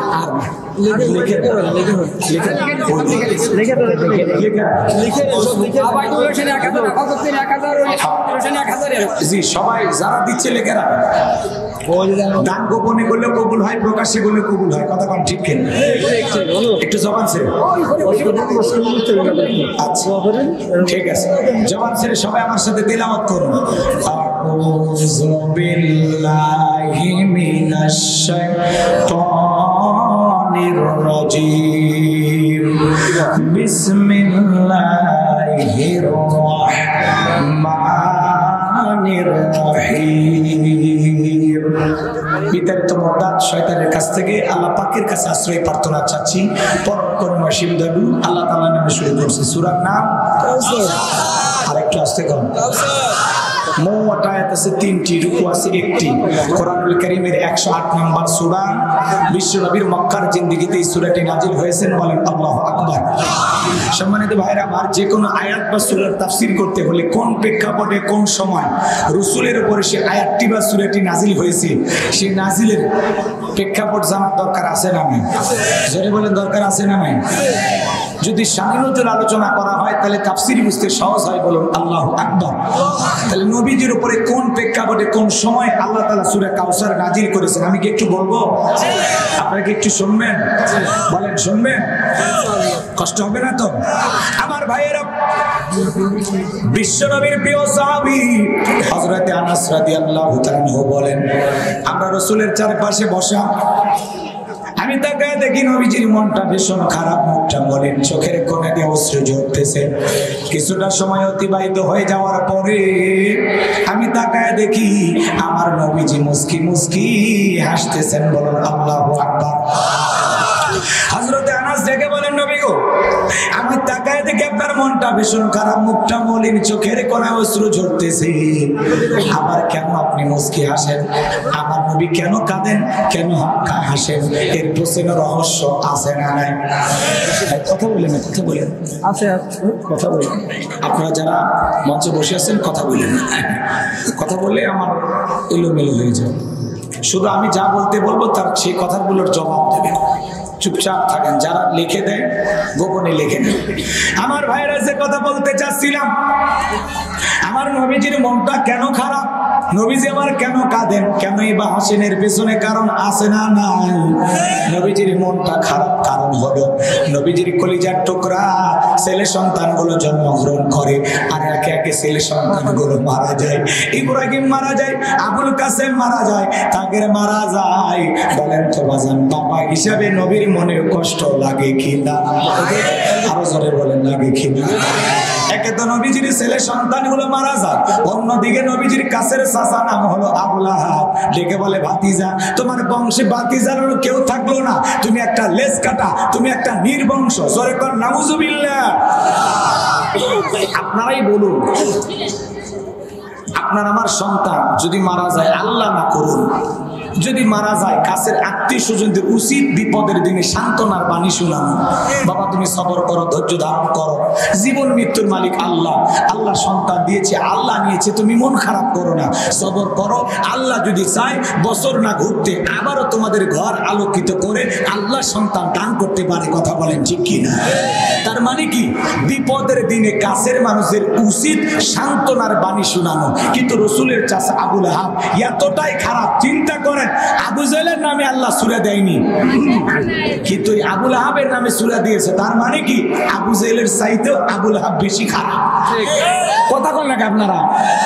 রাগ করতেছেন? একটু ওয়াজ শুনবে গেলে একটু আওয়াজ দেওয়া লাগবে, আমাকে একটু সাপোর্ট দেন। আপনাদের এদিকে খেয়াল করেন, আপনারা একটু কথা বলে সাপোর্ট দিলে আমার গতি বাড়বে। আপনাদের আওয়াজ বলে দিবে আপনারা নরম শুনবেন না গরম শুনবেন। কথা কি বুঝতে পারছেন? দিনের বেলায় ভয় নাই, একটু কথা বললে পুরুষের মতো বলবেন। মুসলমান পুরুষের জাত নয়, মুসলমান বীরের জাত। মুসলমান মাথা নিচু করার জাতি না, মাথা উঁচু করে বেঁচে থাকার জাতি। আওয়াজ দিলে পুরুষের মতো দেবেন। কিসের ভয় করেন আপনি? দুনিয়া কি চিরকাল থাকবেন নাকি? আপনার এত ভয় কেন? ভয় সব দূর করেন, আল্লাহর ভয় নিয়ে কথা শোনেন। কোনো ভয় নাই দিনের বেলা, চতুর্দিকে ফাঁকা দেখা যায়, পালানোর সুবিধা আছে। কিসের ভয় করেন? চলেন সামনের দিকে যায়, খালি চোখ কান খোলা রাখেন, খালি শুরু করতে দেন। আমার ভাইরা, আমি যে কথা বলতে বলতে চাইছিলাম, গভীর মনোযোগ দিয়ে শুনবেন। নবীজির কাছের চাচা নাম হলো আবু লাহাব, ডেকে বলে, ভাতিজা তোমার বংশী ভাতিজার কেউ থাকলো না, তুমি একটা লেজ কাটা, তুমি একটা নির্বংশ। এই কথা বলে নবীজির মনে কষ্ট দেয়। একে তো সন্তান হারানোর ব্যথা, অন্যদিকে কাফিরদের সমালোচনা। নবীজির মনের কষ্ট কমে না বাড়ে?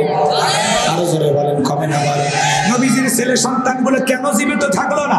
অনেক পয়গম্বরের ছেলে জীবিত ছিল, যৌবন পর্যন্ত জীবিত ছিল, কিন্তু বিশ্ব নবীর কলিজার টুকরা ছেলে সন্তানগুলো কেন জীবিত থাকলেন না? কেন তারা শিশুকালে মারা গেলেন? এর পিছনে কারণ আছে না নাই? জোরে বলেন, আছে না নাই? নবীজির একটা ছেলে সন্তান কেন যৌবন পর্যন্ত জীবিত থাকলো না? প্রাপ্ত বয়স হওয়া পর্যন্ত দুনিয়ার জমিনে জীবিত থাকলো না? আল্লাহ তাআলা কেন তাদেরকে শিশুকালে নিলেন? এর পিছনে কারণ আছে না নাই? নবীজির ছেলে সন্তানগুলো শিশুকালে বিদায় নেওয়ার পিছনে কারণ আছে তিনটি। জোরে বলেন, কয়টি? রসুলের ছেলে সন্তানগুলো কেন শিশুকালে আল্লাহ পাক নিলেন? একটি ছেলেও কেন জীবিত থাকলো না? এর পিছনে কি সেই তিনটি রহস্য, কি সেই তিনটি কারণ? কারা কারা শুনবেন? দুই হাত তুলে আল্লাহকে একবার দেখেন। শুনবেন তো ইনশাআল্লাহ? হাত নামান, আল্লাহ কবুল করুন। জোরে বলেন আমিন। তাহলে কি সেই তিনটি কারণ? যদি আমি বলি 3 নাম্বার আয়াতের আলোচনা শুরু করা লাগবে, আমি কি 1 নাম্বার আয়াত বাদ দিয়ে 3 নাম্বারে যাব, নাকি আস্তে আস্তে শুরু করা যাক? সময় আছে তো ভাই? ধৈর্য আছে তো ইনশাআল্লাহ? আমার ভাইরা, নবীর উম্মত হিসেবে জানতে মনে চায় না রসুলের সন্তানগুলো কেন জীবিত থাকলো না? কেন আল্লাহ তাআলা শিশুকালে নিলেন? এর পিছনে কি রহস্য, কি সেই কারণ? অনেক জায়গায় গেলাম, আমি বললাম, ভাই বলেন তো আমাদের নবীর নাম কি? বলে, হুজুর আব্দুল কাদের জিলানী। পীর সাহেবের নাম মুখস্থ আছে, কিন্তু বিশ্ব নবীর নামটা মুখস্থ নাই। এরকম কপাল পোড়া মুসলমান আছে না? না। নবীর সম্মান মর্যাদা আপনাকে জানতে হবে। আমার ভাইরা, ভালো করে বোঝার চেষ্টা করবেন। একে তো সন্তান হারানোর ব্যথা, অন্যদিকে কাফিরদের সমালোচনা। নবীজির মনের কষ্ট কমে না পারে? অন্যদিকে সাহাবায়ে কেরাম যারা ইসলাম ধর্ম গ্রহণ করে, কাফের বেঈমানরা তাদের উপর নির্যাতন জুলুম চালায়। হযরতে বেলাল তখন কালিমা পড়ে মুসলমান হন নাই। নবীজি রাতের বেলা দারুল আরকামে বসা। আমার ভাইরা, রাসূলের মক্কার জীবনকে 4 ভাগে ভাগ করা হয়। 3 বছর নবীজি আমার গোপনে গোপনে দাওয়াত দিয়েছিলেন। আল্লাহু আকবার বলেন। নারীদের মধ্যে সর্বপ্রথম আম্মা জান খাদিজাতুল কুবরা রাদিয়াল্লাহু তাআলা আনহা ইসলাম ধর্ম গ্রহণ করেছিলেন। আল্লাহু আকবার বলেন। কিশোরদের মধ্য থেকে সর্বপ্রথম হযরত আলী কালিমা পড়ে মুসলমান হয়েছিলেন। বিশ্বনবীর কাছের বন্ধু আবু বকর সিদ্দিক রাদিয়াল্লাহু তাআলা আনহু পুরুষদের মধ্যে সর্বপ্রথম কালিমা পড়ে মুসলমান হয়েছিলেন। দাস চাকরদের মধ্যে সর্বপ্রথম হযরতে বেলাল কালিমা পড়ে মুসলমান হয়েছিলেন। বলেন আল্লাহু আকবার। হযরতে বেলাল নবীজি দারুল আরকামে বসা, রাত্রি বেলায় বিশ্ব নবীর দরবারে উপস্থিত হয়ে গেলেন। নবীজির চেহারা মোবারকের দিকে তাকাইয়া হযরতে বেলাল ডেকে বলেন, নবী গো, আপনার চাইতে সুন্দর মানুষ আমি জীবনে কোনোদিন দেখি নাই। আপনার আমার নবী কতটা সুন্দর ছিলেন জানেন? এ বাজান গো আমার, কতটা সুন্দর ছিলেন জানেন? হযরতে জাবের রাদিয়াল্লাহু তাআলা আনহু বলেন, পূর্ণিমার রাত আমি রাসূলের বাড়িতে গিয়েছিলাম। সেদিন দেখেছিলাম চাঁদ উদয় হয়েছে 2টা, একটা চাঁদ আসমানে আর একটা চাঁদ জমিনে। হযরতে জাবের রাদিয়াল্লাহু তাআলা আনহু বলেন, আমি আকাশের পূর্ণিমার চাঁদের দিকে একবার তাকাই আর বিশ্ব নবীর চেহারা মোবারকের দিকে একবার তাকাই। হযরতে জাবের ডেকে বলে, ওই আকাশের পূর্ণিমার চাঁদের চাইতে আমার নবীকে আমার কাছে বেশি সুন্দর মনে হয়। আপনার আমার নবী কতটা সুন্দর ছিলেন জানেন? আম্মা যারা আয়েশা ডেকে বলে, যারা ইউসুফ নবীর চেহারা দিকে তাকাইয়া ফলকার থেকে আঙ্গুল কেটে ফেলে দিয়েছিল, ওরা যদি বিশ্ব নবীর চেহারা মোবারকের দিকে তাকাইতো, শুধুমাত্র আঙ্গুল নয়, আঙ্গুল কাটতে কাটতে, হাত কাটতে কাটতে কখন যে নিজের কলিজা কেটে দুভাগ করে দিত, মুহূর্তের জন্য টের পাইতো না। আপনার আমার নবী এতটাই সুন্দর। বলেন আল্লাহু আকবার। আম্মা জান আয়েশা ডেকে বলেন, ও দুনিয়ার মানুষ, তোমাদের একটা সূর্য আছে, আমি আয়েশার একটা সূর্য আছে। তোমাদের সূর্য উদয় হয় দিনের বেলায়, আর আমি আয়েশার সূর্য উদয় হয় রাতের বেলায়। আল্লাহু আকবার বলেন। আম্মা জান আয়েশা একদিন সেলাইয়ের কাজ করতেছিলেন, হাত থেকে সুইটা পড়ে গেল, বাতিতে কোনো তেল ছিল না, বাতি জ্বালাইতে পারলেন না। আম্মা জান আয়েশা তখন অপেক্ষায় বসে থাকলেন। নবীজি আমার এশার সালাত আদায় করার পর ঘরে ঢুকে সর্বপ্রথম আম্মা জান আয়েশাকে সালাম দিলেন। নবীজি ঘরে ঢুকে তার প্রিয়তমা স্ত্রীকে কি দিলেন? আরো জোরে বলেন, কি দিলেন? নবীজি ঘরে ঢুকে তার প্রিয়তমা স্ত্রীকে সালাম দিলেন, এই আমল উম্মতের ঘরেও চালু থাকার দরকার আছে না নাই? আপনিও ঘরে ঢুকে আপনার স্ত্রীকে সালাম দিবেন, এটা রাসূলের সুন্নাত। কথা কয় না। ঘরে ঢুকে স্ত্রীকে সালাম দিবেন, এটা রাসূলের কি সুন্নাত। আজকে বাড়িতে যা সালাম দিবেন, আসসালামু আলাইকুম রহিমা, কেমন আছো সোনা? ঘরে দরজাটা খোলো না, আমি তোমার লিটনের বাপ, তোমার দিওয়ানা। বউ খুশি হয়ে দরজা খুলবে। কিন্তু আমাদের ব্যবহার এত মিষ্টিটা ভালো না, আমরা রাগান্বিত হয়ে ডাকে বলি, এ রুবেলের বাবা, দরজা খোল। বেশি দেরি করে দরজা ভাঙকে ফেলে দিয়া তোর পিঠের উপর আজ কি যে হবি রে। বউ ভিতর থেকে বলে, এটা স্বামী না সেকেন্ড হাজরাইল। কথা কান ঠিক। ও বাইরে যায় মানুষের সামনে মোসামনে বলে, আমার বউ আমাকে বাঘের মতো ভয় করে। বাঘ একটা পশু জানোয়ার, তার মানে তুমি বউয়ের কাছে মানুষ হতে পারো না। কথা কন নাকি আপনারা? বউয়ের কাছে সময় মতো বাঘ হওয়া লাগবে, তুমি সালাম দিতে পারো না। ঘরে ঢুকে বউ স্বামীকে সালাম দেয় না, স্বামী বউকে সালাম দেয় না, দুইজনে বোমা। কথা কয় না? ঘরে ঢুকে সালাম দিলে আপনার গৃহবাসীর উপরে শান্তি বর্ষিত করবেন কি? রহমত নাজিল করবেন কে? ঘরে ঢুকে স্ত্রীকে সালাম দিবেন, আসসালামু আলাইকুম। লোকজন না থাকলে বইয়ের হাত ধরে মুসাফা করবেন। জোরে বলেন, কার হাত? এ যুবক, কার হাত? পাশের বাড়ির ভাবির হাত না, ধরলে ঝাঁটা দিয়ে ফিটাবে। কথা না ঠিক কিনা? বইয়ের হাত ধরে মুসাফা করবেন। আর একেবারে যদি ময়দান ফাঁকা থাকে, কোলাকুলি সেরে নেবেন। একসাথে যদি এই তিনটা আমল করতে পারেন, আল্লাহর পক্ষ থেকে আপনাদের দাম্পত্য জীবনের উপরে রহমত নাজিল হবে। বলেন সুবহানাল্লাহ। এদিকে খেয়াল করেন, সালাম আছে যেখানে শান্তি আছে, সালাম আছে যেখানে সমাধান আছে। স্বামী স্ত্রীর মধ্যে সালাম আদান প্রদান হলে একে অপরের প্রতি শ্রদ্ধা, বিশ্বাস, ভালোবাসা বেড়ে যায়। যে স্ত্রী যেই জবান দিয়ে স্বামীকে সালাম দেয়, আর যে স্বামী যেই জবান দিয়ে তার বিবিকে সালাম দেয়, ওই জবান দিয়ে একে অপরকে কখনো গালিগালাজ করতে পারবে না। কথা বলেন ঠিক কিনা? এই জন্য সালাম দেব তো ইনশাআল্লাহ, পারবেন তো ইনশাআল্লাহ।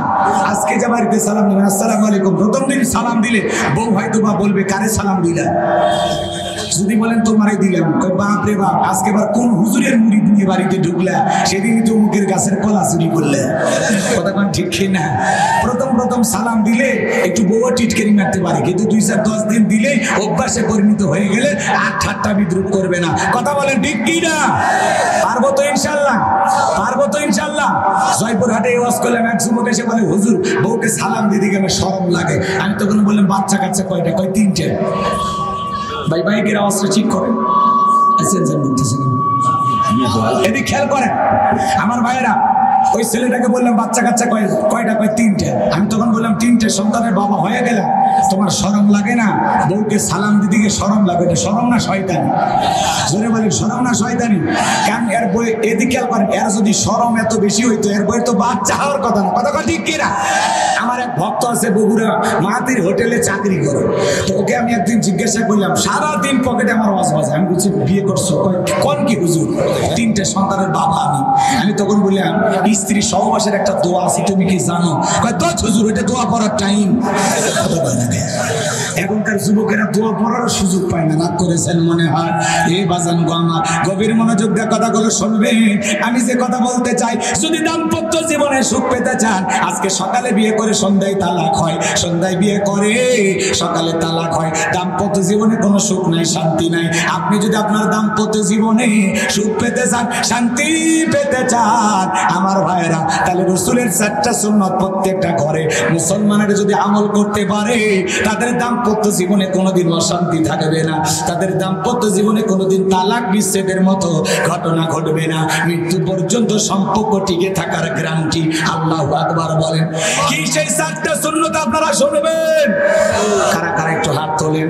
লিল্লাহি তাকবীর। এখনো যদি আমি সুন্নাত গুলো আলোচনা করি, আলোচনা এলোমেলো হয়ে যাবে। চলেন বাজান, সামনের দিকে যাই, শেষের দিকে কথাগুলো মনে করায় দিবেন। আমি যে কথা বলতে চাচ্ছিলাম, হযরতে বেলাল নবীজির কাছে মনে আছে না নাই? রাগ করেছেন মনে হয়। আর এদিকে আম্মা জান আয়েশার ঘরে ঢুকে বিশ্ব নবী যখন সালাম দিলেন, বাজান গো আমার, আম্মা জান আয়েশা বলেন, রাসূলের চেহারার আলোতে সুইটা কই পড়ে আছে আমি পরিষ্কার দেখতে পেয়েছি। সুবহানাল্লাহ বলবেন না? নবীজির চেহারাতে লাইটিং করতে। সুবহানাল্লাহ একটু বললেন না? এদিকে খেয়াল করেন কেমন নবী পাইছি, নবীর সম্মান মর্যাদা কত, যে নবী হা বললে পুরো পৃথিবীবাসীর জন্য আল্লাহ পাক হালালে পরিণত করে দেয়, বলেন আল্লাহু আকবার। যে নবী না বললে পুরো পৃথিবীবাসীর জন্য আল্লাহ পাক হারামে পরিণত করে দেয়, বলেন আল্লাহু আকবার। যে নবী জমিনে পা তুললে মাওলা পাকের আরশে আজিমে পৌঁছে যায়, বলেন আল্লাহু আকবার। বিশ্ব নবী যেদিন মাওলা পাকের আরশে আজিমে গিয়েছিলেন সেদিন রাসূলের পায়ে ছিল সেরা স্যান্ডেল, জুতাটা কি ছিল? সেরা ছিল। বিশ্বনবী যখন জুতা মোবারক খুলতে চায়, আসমানের মালিক আল্লাহ ডেকে বলে, বন্ধু আপনি জুতা খুলবেন না, আপনার জুতার পরশে আমি মালিকের আরশ ধন্য হয়ে গেল, আল্লাহু আকবার। মুসা নবী তুর পর্বতে উঠতে চায়, আল্লাহ বলে মুসা জুতা খুলো, কথা কয় না, জুতা খুলে ওঠো। আর বিশ্ব নবী মাওলা পাকের আরশে আজিমে গেছে পায়ে সেরা স্যান্ডেল দুইটা, রাসূল জুতা খুলতে চায়, আল্লাহ ডেকে বলে, বন্ধু জুতা খোলার প্রয়োজন একবার বলেন। তাহলে আপনার আমার নবীর মর্যাদা কত, সম্মান কত, দাম কত, কথা কি বুঝতে পারতেছেন? হ্যাঁ আমার ভাইয়েরা শোনেন, যে নবী আসমানের চাঁদের দিকে ইশারা করলে চাঁদ দুই টুকরো হয়ে যায়। আমার ভাইয়েরা, যে নবী জমিনে পথ চললে আসমানের মেঘ এসে ছায়া প্রদান করত, যে রাসূলের চেহারার উপরে মশা মাছি পড়া হারাম ছিল। আমার ভাইয়েরা, বিশ্ব নবী, রহমতের নবী, মায়ার নবী, দয়ার নবী, তার হাত মোবারক যখন কোনো ছাগলের স্তনে দুধ নেয়, রাসূলের হাতটা যদি লাগায় দিতেন দুধে পরিপূর্ণ হয়ে যেত, আল্লাহু আকবার বলেন। যেই খাবার 2-3 জন মানুষ খেয়ে শেষ করতে পারে এমন খাবার বিশ্ব নবী যখন হাত মোবারক লাগায় দেয়, শত শত মানুষ খেয়েও যেমন খাবার তেমনি থাকে, আল্লাহু আকবার বলেন। রাসূলের সম্মান মর্যাদা নিয়ে যদি আমি এই মর্যাদাগুলো নিয়ে আলোচনা করি, আমার ভাইয়েরা, দিনের পর দিন চলে যাবে, রাতের পর রাত চলে যাবে, আলোচনা শেষ হবে না। কেমন নবী পাইছি, কেমন নবী পাইছি। আম্মা জান আয়েশা থেকে হাদিস এসেছে, আমার ভাইয়েরা, রাসূল আকরাম সাল্লাল্লাহু আলাইহি সাল্লাম যখন ঘেমে যেতেন, রাসূলের ঘামগুলো মুক্তোর দানার মতো চিকচিক করতো। আম্মা জানেরা এই ঘামগুলো সংগ্রহ করে শিশির ভিতরে জমা রাখতেন। বিশেষ দিনে রাসূলের শরীরের ঘামগুলো সুগন্ধি হিসেবে ব্যবহার করা হতো, বলেন আল্লাহু আকবার। আরেকটু জোরে বলেন আল্লাহু আকবার।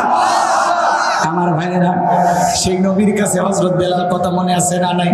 হযরত বেলাল ডেকে বলে, নবী গো, আপনি কালেমার দাওয়াত দেন, ইসলামের প্রচার প্রসার করেন, দয়া করে আমার একটু কালেমা পড়ে মুসলমান বানায় দেন। বিশ্ব নবী হযরত বেলালকে কালেমা পড়া দিলেন, লা ইলাহা ইল্লাল্লাহু মুহাম্মাদুর রাসূলুল্লাহ সাল্লাল্লাহু আলাইহি ওয়াসাল্লাম। হযরত বেলাল কালেমা পড়ে মুসলমান হয়ে গেল।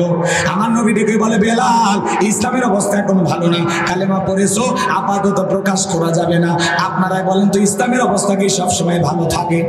আজও তাম পৃথিবীর দিকে তাকায় দেখেন, ওই জালেমদের টার্গেট ইসলাম আর মুসলমান, কথা বলেন ঠিক কিনা? আজও ফিলিস্তিনের জমিনে নেতানিয়াহু সহ ওই ইহুদি জালেমেরা মুসলমানের রক্ত নিয়ে খেলা করে, কথা বলেন ঠিক কিনা? কিন্তু মনে রাখবেন, যারা মুসলমানের রক্ত নিয়ে খেলা করে, ওই জালেমদের জুলুম যত বাড়বে, মুসলমানদের বিজয় তত নিকটে। আজকে যারা মুসলমানের রক্ত নিয়ে খেলা করে, আজ হোক কাল হোক, নমরুদ ফিরাউনের চাইতে ওদের জীবনের ভয়ঙ্কর পরিণতি অপেক্ষা করতেছে, কথা বলেন ঠিক কিনা? যারা মুসলমান আর ইসলামকে বিদায় করার ষড়যন্ত্র করে, ইসলামকে থামিয়ে দিতে আসবে যারা, তাদের জীবনকেই থামিয়ে দিবেন তিনি কে? আরেকটু জোরে বলেন কে? যুগে যুগে অনেক বেঈমানেরা ষড়যন্ত্র করেছিল ইসলামকে থামানোর, কিন্তু মনে রাখবেন, ইসলামের বিরুদ্ধে চক্রান্ত ষড়যন্ত্র যারা করেছে, আল্লাহ তাআলা ওদেরকে লাঞ্ছিত, ঘৃণিত মৃত্যু দিয়েছেন, কথা বলেন ঠিক কিনা? ইসলামের বিরুদ্ধে, মুসলমানের বিরুদ্ধে ষড়যন্ত্র করে লাভ নাই। আজকে যারা মুসলমানের হাত, মুসলমানের রক্ত দিয়ে হাত রাখাইতেছ, মনে রাখবা, আজ হোক কাল হোক, তোমাদের জীবনের পরিণতি নমরুদ ফিরাউনের চাইতে কঠিন হবে, কথা বলেন ঠিক কিনা? আমার ভাইরা, আজ তামাম পৃথিবীর জালেমেরা ঐক্যবদ্ধ হয়েছে মুসলমানকে জমিন থেকে বিদায় করার জন্য, কথা বলেন ঠিক কিনা? এই যে মায়ানমারে মুসলমানকে জ্বালিয়ে পুড়িয়ে হত্যা করা হয়েছিল, আজকে মায়ানমারের অবস্থা দেখেন, ভালো না খারাপ? কথা বলে না কেন? মুসলমানকে মারিয়ে পিটিয়ে আমাদের দেশে ভাগিয়ে পাঠিয়েছিল। আমার ভাইরা, এই জন্য এক সময় যারা মুসলমানের শরীরে আগুন লাগাইছিল, আজকে তারা নিজেদের শরীরে নিজেরা আগুন লাগায়। এই কথা বলে না কেন? কথা বুঝতে পারছেন? এই যে মার্কিন একজন সেনা, সে নিজের শরীরে আগুন লাগিয়ে প্রতিবাদ করেছেন যে আমরা আর ফিলিস্তিনি জমিনে হামলা করতে চাই না। চিৎকার মেরে বলেন আল্লাহু আকবার। এই জন্য ওরা একদিন অনুশোচনায় ভুগবে যে আমরা মুসলমানের যেভাবে নির্যাতন জুলুম করতেছি এটা ঠিক না। আজকে এই বর্বর ইহুদি জাতি এরা হলো নিকৃষ্ট পশু, এরা হলো জানোয়ার, এদের অন্তরে কোনো দয়া মায়া নাই। শিশু থেকে বৃদ্ধ পর্যন্ত, মসজিদ, হাসপাতাল, কোনো জায়গায় ওরা হামলা করতে বাকি রাখে নাই। কথা কোন ঠিক কিনা? কি মনে করেছেন আমার আল্লাহ নাই? আল্লাহ পরীক্ষা নিতেছেন, মুসলমানদের পরীক্ষা চলতেছে। এক সময় শেষ বিজয়ের হাসি আমরাই হাসবো ইনশাআল্লাহ। আল্লাহ কবুল করেন, জোরে বলেন আমিন। বিজয়ের দ্বার প্রান্ত পর্যন্ত পৌঁছানোর আল্লাহ আমাদেরকে তৌফিক দান করেন, জোরে বলেন আমিন। আমার ভাইয়েরা লম্বা করার সুযোগ নাই, দিনের বেলায় যেহেতু সময় কম, হযরতে বেলাল কালেমা পড়ে মুসলমান হয়ে গেল। আমার নবী ডেকে বলে, বেলাল কালেমা পড়ে মুসলমান হয়েছো, আপাতত প্রকাশ করা যাবে না। হযরতে বেলাল ডেকে বলে, নবী গো, আমার জীবনের কোনো দাম নাই। আমার বোন উমাইয়া একদিন আমি তাকে বলেছিলাম উর্দুম বা ছাগল পেশাব পায়খানা করে দেয়, এই ঘরে থাকতে আমার বড় কষ্ট হয়। উমাইয়া ডেকে বলে, বেলাল রে, উর্দুম বা ছাগলের দাম আমার কাছে আছে, কিন্তু তোর মতো কালো হাফসি বেলালের দাম আমার কাছে নেই। জোরে কর নাউজুবিল্লাহ। হযরতে বেলাল কালেমা পড়ে মুসলমান হয়ে যখন চলে গেল, পরের দিন সকালবেলা সূর্য উদয় হয়ে গেছে। হযরতে বেলাল দরজা খোলে না, অনেকটা বেলা হয়ে যায়, দরজা খোলে না। অন্যান্য চাকর বাকর যারা আছে এরা নালিশে মায়ের কাছে চলে গেছে যে এখন পর্যন্ত বেলাল দরজা খোলে নাই, তাই নাকি? বলে হ্যাঁ। এইবার দরজা এসে ডাক দেয়, বেলাল দরজা খোলো। হযরতে বেলাল দরজা খোলে না, জোরে করে ধাক্কা মারছে, দরজা খুলে গেছে। এইবার উমাইয়া তাকায় দেখে সেই রাত্রিতে হযরতে বেলাল কালেমা পড়ে মুসলমান হয়েছে। ওই রাত্রিতে একটা উর্দুম বা ছাগলের কাছে কোনো পেশাব পায়খানা নাই। বলেন আল্লাহু আকবার। এইবার উমাইয়া ডেকে বলে, চাকরের দল, বেলালের বিরুদ্ধে মিথ্যা অভিযোগ দাও। তোমরা যখন ঘুমাচ্ছিলে বেলাল তখন ময়লা আবর্জনা পরিষ্কার করেছে, তাকায় দেখো না একটা উর্দুম বা ছাগলের কাছে কোনো পেশাব পায়খানা নাই। আমার ভাইয়েরা, যে কথা বলতে চাচ্ছিলাম, এইবার চাকরদেরকে তাড়িয়ে দিয়া এক পা দুপা করে হযরতে বেলালের কাছে গেলেন। হযরতে বেলাল দেয়ালে পিঠটা লাগাইয়া মাথাটা নিচু করে জিহ্বা নাড়ায়া জিকির করে, কার? আরো জোরে বলেন কার? আরেকটু জোরে বলেন কার? আমার ভাইয়েরা, হযরতে বেলাল আল্লাহ তাআলার জিকির করতেছেন। এইবার উমাইয়া হালকা করে বেলালকে ধাক্কা মারছেন, যখন জবান দিয়ে কালেমার আওয়াজ বের হয়েছে, তখন উমাইয়া ডেকে বলে, বেলাল রে, তোর জবান দিয়ে কি শুনতে পাইলাম? তুমি কি কালেমা পড়ে মুসলমান হয়েছো? হযরতে বেলাল ডেকে বলে, মুসলমান হয় যারা মিথ্যা কথা বলতে পারবে না তারা। ওয়াকুলু কাওলান সাদীদা। আল্লাহু আকবার। মুসলমানরা হবে সত্যবাদী, কথা কান ঠিক কিনা? আমার ভাইরা, যে কথা বলতে চাচ্ছিলাম, হৃদয়ের কান পেতে কথাগুলো শুনে যান। হযরতে বেলাল ডেকে বলে, গতকাল রাত্রিতে নবীজির হাতে হাত রেখে আমি কালেমা পড়ে মুসলমান হয়েছি। এই কথা শোনার পর উমাইয়া ডেকে বলে, বেলাল রে, উর্দুম বা ছাগলের মালিক বানায় দিব, থাকার জন্য ভালো ঘর বাড়ির ব্যবস্থা করে দেব। এখনো সময় আছে। আব্দুল্লাহর বেটা মুহাম্মদ সাল্লাল্লাহু আলাইহি সাল্লামের ধর্ম ত্যাগ করে বাপদাদার ধর্মে ফিরে আসো। হযরতে বেলাল ডেকে বলে, ও উমাইয়া, দুনিয়ার পার্থিব সম্পদের বিনিময়ে বেলাল তার ঈমান বিক্রি করবে না। বলেন আল্লাহু আকবার। এইবার উমাইয়া ডেকে বলে, আমার কথা না শুনলে বড় নেতা আবু জেহেলকে খবর দিব। হযরতে বেলাল ডেকে বলে, কোন বড় নেতা ছোট নেতা কাউকে গোনার টাইম নাই। আমি দুনিয়ার কোন আবু জেহেলকে ভয় করি না, আমি ভয় করি আমার আল্লাহকে। এইবার উমাইয়া এক দৌড়ে আবু জেহেলের বাড়িতে চলে গেল, যাই বলে, নেতা সংবাদ খুব খারাপ, আমার বাড়ির গীতদাস বেলাল কালেমা পড়ে মুসলমান হয়েছে। তাই নাকি? বলে হ্যাঁ। আমার ভাইয়েরা, এইবার আবু জেহেল ডেকে বলতেছে, উমাইয়া বাড়িতে যাও, আমি আসতেছি। আবু জেহেলের একটা বিশেষ বাহিনী ছিল, কেদার মাস্তান সাঙ্গপাঙ্গ ছিল, যাদের কাজই হলো মুসলমানদের উপর নির্যাতন জুলুমের স্টিম রোলার চালানো। আবু জেহেলের একটা বিশেষ বাহিনী ছিল, যাদের কাজই মুসলমানের রক্ত নিয়ে খেলা করা। আজ তামাম পৃথিবীর দিকে তাকায় দেখেন, জালেমদের একটা বিশেষ বাহিনী আছে, যাদের কাজই হলো টুপিওয়ালা দাড়িওয়ালা ইমানদার মুসলমানের উপরে নির্যাতন জুলুম চালানোর জন্য। কথা বোঝেন নাই? আজও তামাম পৃথিবীতে জালেমদের একটা বিশেষ বাহিনী আছে, যাদের কাজই হলো ইমানদার মুসলমানকে কষ্ট দেওয়া।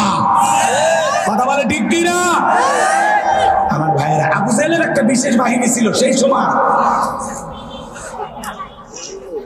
আজও তামাম পৃথিবীর প্রত্যেকটার দিকে তাকায় দেখেন, দেশের দিকে জালেমদের এক শ্রেণীর বাহিনী তৈরি করাই আছে, যারাই মুসলমান হয় তাদের উপরে নির্যাতনের জন্য চালায়, টুপিওয়ালা দাড়িওয়ালা ইমানদার আল্লাহওয়ালাদেরকে কষ্ট দেয়। কথা বলে ঠিক কিনা?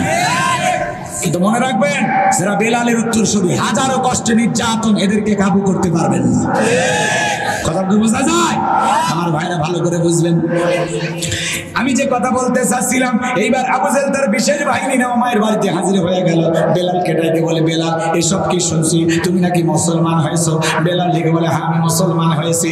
আবু জেহেল ডেকে বলে, বেলাল উদ্যম বা ছাগলের মালিক বানা দেব, থাকার জন্য ভালো ঘর বাড়ির ব্যবস্থা করে দেব, ব্যবসা বাণিজ্য যদি করতে চাও দিরহাম টাকা পয়সা যা লাগে সব ব্যবস্থা করে দেব। হযরত বেলাল ডেকে বলে, আবু জেহেল দুনিয়ার সব সম্পদ যদি বেলালকে দিতে চাও, দুনিয়ার সব সম্পদ ছাড়তে রাজি, বিশ্ব নবীর কালেমা ছাড়তে রাজি নাই। বলেন আল্লাহু আকবার। বেলালের মতো যারা খাঁটি ইমানদার, এরা টাকার কাছে বিক্রি হয় না। কিন্তু মুনাফিক মার্কা মুসলমানেরা টাকা যেই দিকে ওদের ফতুয়া সেই দিকে। টাকা খাইয়া মুনাফিক মার্কা মুসলমানেরা বাতিলের পাঁচটা গোলাম হয়। আসো না? নাম ধরে বলার দরকার আছে? হ্যাঁ, টাকা যেদিকে ফতুয়া সেই দিকে। মনে করেন এমনি বলতেছে, আবার ভাইবেন না, বউ তালাক হয়ে গেছে, রাগের মাথায় তালাক দিয়েছে, নেওয়ার কোনো উপায় নাই। তালাক দেওয়ার পরে দুটো বাচ্চা কান্না করতেছে, রাগ করে বউ তালাক দিয়েছে। এই পাগলা, রাগ করে বউ তালাক দেওয়ার কথাই মনে হয়েছে। কিছু কিছু ছেলে পেলে দেখেন না, রাগ করে বউ তালাক দেয়, তুই তালাক, তোর মাও তালাক, তোর বোনও তালাক। তাহলে সবগুলো কি বিয়ে করছিল নাকি? হ্যাঁ, মাথা গরম হয়ে বউ তালাক দিয়ে দেয়। এই বেটা, মাথা গরম হয়েছে, বউরে দুইটা থাপ্পড় না। মাথা গরম হয়েছে, 3 দিন বাড়ি থাকিস না, জঙ্গলে যে বসবাস কর, এমনি মশার কামড়ে মাথা ঠান্ডা হয়ে যাবে। তোর মাথা এত গরম হয় কে?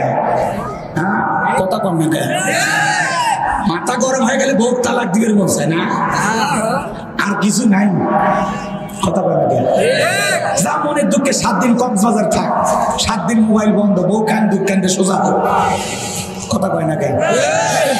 ও মাথা গরম করে বউ তালাক দিছে। হুজুরের কাছে যা বলে, হুজুর বাচ্চারা কান্নাকাটি করতেছে, ভুল একটা হয়ে গেছে। কি হুজুর প্রথমে ডাইরেক্ট করছে না, এই বউ নেওয়ার কোনো তরিকেই নেই, জান। কথা কয় না কেন? যদি অন্য কোথাও বিয়ে হয়, সেক্ষেত্রে ওই স্বামী যদি মারা যায় অথবা ওই স্বামী যদি কখনো তালাক দেয়, তাহলে আপনি আবার সে যদি রাজি হয় তাহলে বিয়ে করতে পারবেন। ভালো করে বুঝবেন, এটা হলো নেওয়ার সঠিক পদ্ধতি। কথা কি বুঝতে পারছেন? তাই বলে ওই যে গ্রাম অঞ্চলে বুড়ে চাচার সাথে বিয়ে দেয়, হিললে বিয়ে, ওই বুড়ে আমার বলছেন কিছু করিস না, হলে ফাইজলামি করা যাবে না। ইসলামকে তামাশার পাত্র বানাবেন না, হাসির পাত্র বানাবেন না, ঠিক আছে তো? ইনশাল্লাহ। বউ তালাক দিলেন মানে কি? তালাক হলো একেবারে সীমা লঙ্ঘন করেছেন। আপনার বউকে অপছন্দ, এই জন্য তো তালাক দিয়েছেন। আবার তালাক দেওয়ার 2 দিন পরে কেমনি মাথা ঠিক হয়? কথা বলে না? আপনি তো তাকে অপছন্দ করেন, তাক দেওয়ার হবে না, ওরে আর আপনি আপনার জীবনে রাখতেই চান না, এই জন্যই তো তালাক দিয়েছেন। আবার ফেরত পাওয়ার আকাঙ্ক্ষা, আর ফেরত পাওয়ার আকাঙ্ক্ষায় যদি থাকে, তাহলে জীবনে আর যাই করো, বউ তালাক দিও না। রাগ তোর খালি তালাকের উপর ওঠে না, অন্য কথা বল, দুটো ঘুষি মা। কথা কয় নাকি? যদিও ওইভাবে মারা যায় নাই, বউকে মারতে হলে এদিক খেয়াল করেন, খবরদার। এদিক খেয়াল করেন, খবরদার, বউকে যান সব ঠাকুর ঘুষি টুসি মারিয়ে না।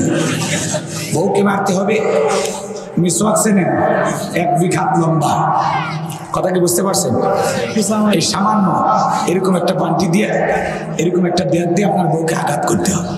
আসলে মূলত এই যে সামান্য 1 বিঘা, এইটা দিয়ে বউকে মারা না ফাজলামি করা। ধরেন এত বড় এই ছোট একটা মানে আপনার বেদ বা পান্টি, সেটা আবার মনে করেন লোহার রড হলে চলবি না, যে ওই লোহার রড দিয়ে খালি গুঁতো মারবেন, হ্যাঁ, এরকম করা যাবে না। আপনি বউকে মারবেন, আপনার আঘাতে খবরদার বউয়ের শরীরে যেন কোনো দাগ না ওঠে। কথা কয় না? বউ মারার জিনিস না, বউ হলো ভালোবাসার জিনিস। আর আপনি সকালবেলা বউকে মারবেন, রাতের বেলায় তো বউয়ের কাছে যা ঘুমাবেন। যদি ল্যাপের ভিতরে ঢুকতে চান, তখন বলবেন যাও তো, তোমার সহ্য হয় না, সকালবেলা কি পিটেন পিটাইলো, আবার আসছে। কথা কয় না? তাহলে আপনার তো তখন শরম করবে, লজ্জা করবে না? তাহলে যেই মানুষটাকে আপনি সকালে পিটাইলেন, তাহলে সন্ধ্যাবেলায় রাত্রিবেলায় তার কাছে যা পাশে কেমনে ঘুমাবেন? অতএব বউকে মারার দরকার নেই, বউ হলো ভালোবাসার জিনিস। কথা কন ঠিক কিনা? এই জন্য আসল বউকে আঘাত নয়, বউকে ভালোবাসবেন। আর যদি ভুল ত্রুটি বেকাতেরা হয়, তাকে সংশোধন করার চেষ্টা করবেন নসিহতের মাধ্যমে, উপদেশের মাধ্যমে। কথাকে বোঝা যায়? যাই কথা ওইদিকে বাড়াবো না, অনেক কথা বলা যায়। তালাকের মাসালা খুব জটিল এবং কঠিন। যদি এলাকায় কেউ তালাক দেয়, যায় অবশ্যই মুফতি মুহাদ্দিসের কাছে যা বিস্তারিত ঘটনা খুলে বলে সঠিক একটা ফয়সালা তাদের কাছ থেকে নেবেন, একা একা মাতবারি করবেন না। কথা কি বোঝা গেল? হ্যাঁ, একে খেয়াল করেন। হুজুরের কাছে যখন 5-10 হাজার টাকা হাতের মধ্যে দিয়ে দিছে, হুজুর 5-10 হাজার টাকা পাইয়া খুশিতে গুলগুলে, কথা কয় না। এইবার হুজুর বলতেছে, দেখেন মানুষ মাত্রই ভুল হয়, যেহেতু রাগ করে একবার বলেছেন, তওবা করে আর একবার রিস্ক নেওয়া যায়। টাকা যেদিকে ওর ফতুয়া সেদিকে, টাকার গন্ধে অবৈধ বউটাকে বৈধ বলে ফতুয়া দেয়, এমন আছে না নাই? তো টাকা খাওয়া বের করবো, খবরে ঢোক, কথা কন ঠিক কিনা? আল্লাহ আমাদের সঠিক বুঝ দান করুন, জোরে বলুন আমি। তাহলে টাকা যেদিকে ফতুয়া সেদিকে আছে না নাই? আমার ভাইয়েরা, লম্বা হবে, লম্বা করবো না, সংক্ষিপ্ত কথা বলে দিয়ে যায়। আমি যে কথা বলতে চাচ্ছিলাম, আবু জেহেল ডেকে বলে, বেলাল রে, এত বড় লোভনীয় প্রস্তাব দিলাম, তোর টাকা পয়সা এত কিছু দিতে চাইলাম, কোনো কিছুতে রাজি হইলি না, তাহলে সোজা আঙ্গুলে ঘিউ না উঠলে আঙ্গুলে একটু বাঁকা করা লাগবে। এই কথা বলে যুবকদেরকে লিলিয়ে দিল, চাবুক দিয়ে পিটাও। হযরতে বেলালকে চাবুক দিয়ে পিটানো শুরু হয়ে গেল। এ বাজান, এরা যত জোরে চাবুক মারে, বেলাল তত জোরে আল্লাহর জিকির করে। আল্লাহু আকবার। এবার চাবুক দিয়ে পিটাইতে পিটাইতে কালো চামড়া গুলো ফেটে রক্ত ঝরতেছে। আমার ভাইয়ের আবু জেহেল ডেকে বলে, বেলাল রে, মারতে মারতে কালো চামড়া গুলো ফেটে রক্ত ঝরতেছে, এরপরেও কি বিশ্ব নবীর কালেমা ছাড়বি না? হযরতে বেলাল ডেকে বলা বলছে, রে, মারতে মারতে যদি মেরেও ফেলে দাও, বেলালের নিঃশ্বাস থাকবে যতদিন, বেলাল ইসলামের পথে টিকে থাকবে ততদিন। বলেন আল্লাহু আকবার। এবার যুবকদেরকে বল, পায়ে রশি লাগাও। হযরতে বেলালের পায়ে রশি লাগায়া আরবের উত্তপ্ত মরুভূমির গরম বালিতে শেষরায় শেষরায় নিয়ে ঘোরা হলো।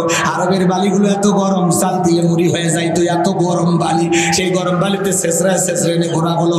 বাবলা গাছের কাঁটাগুলো জিব্বার ভিতরে পেরেকের মতো মারা গেলো।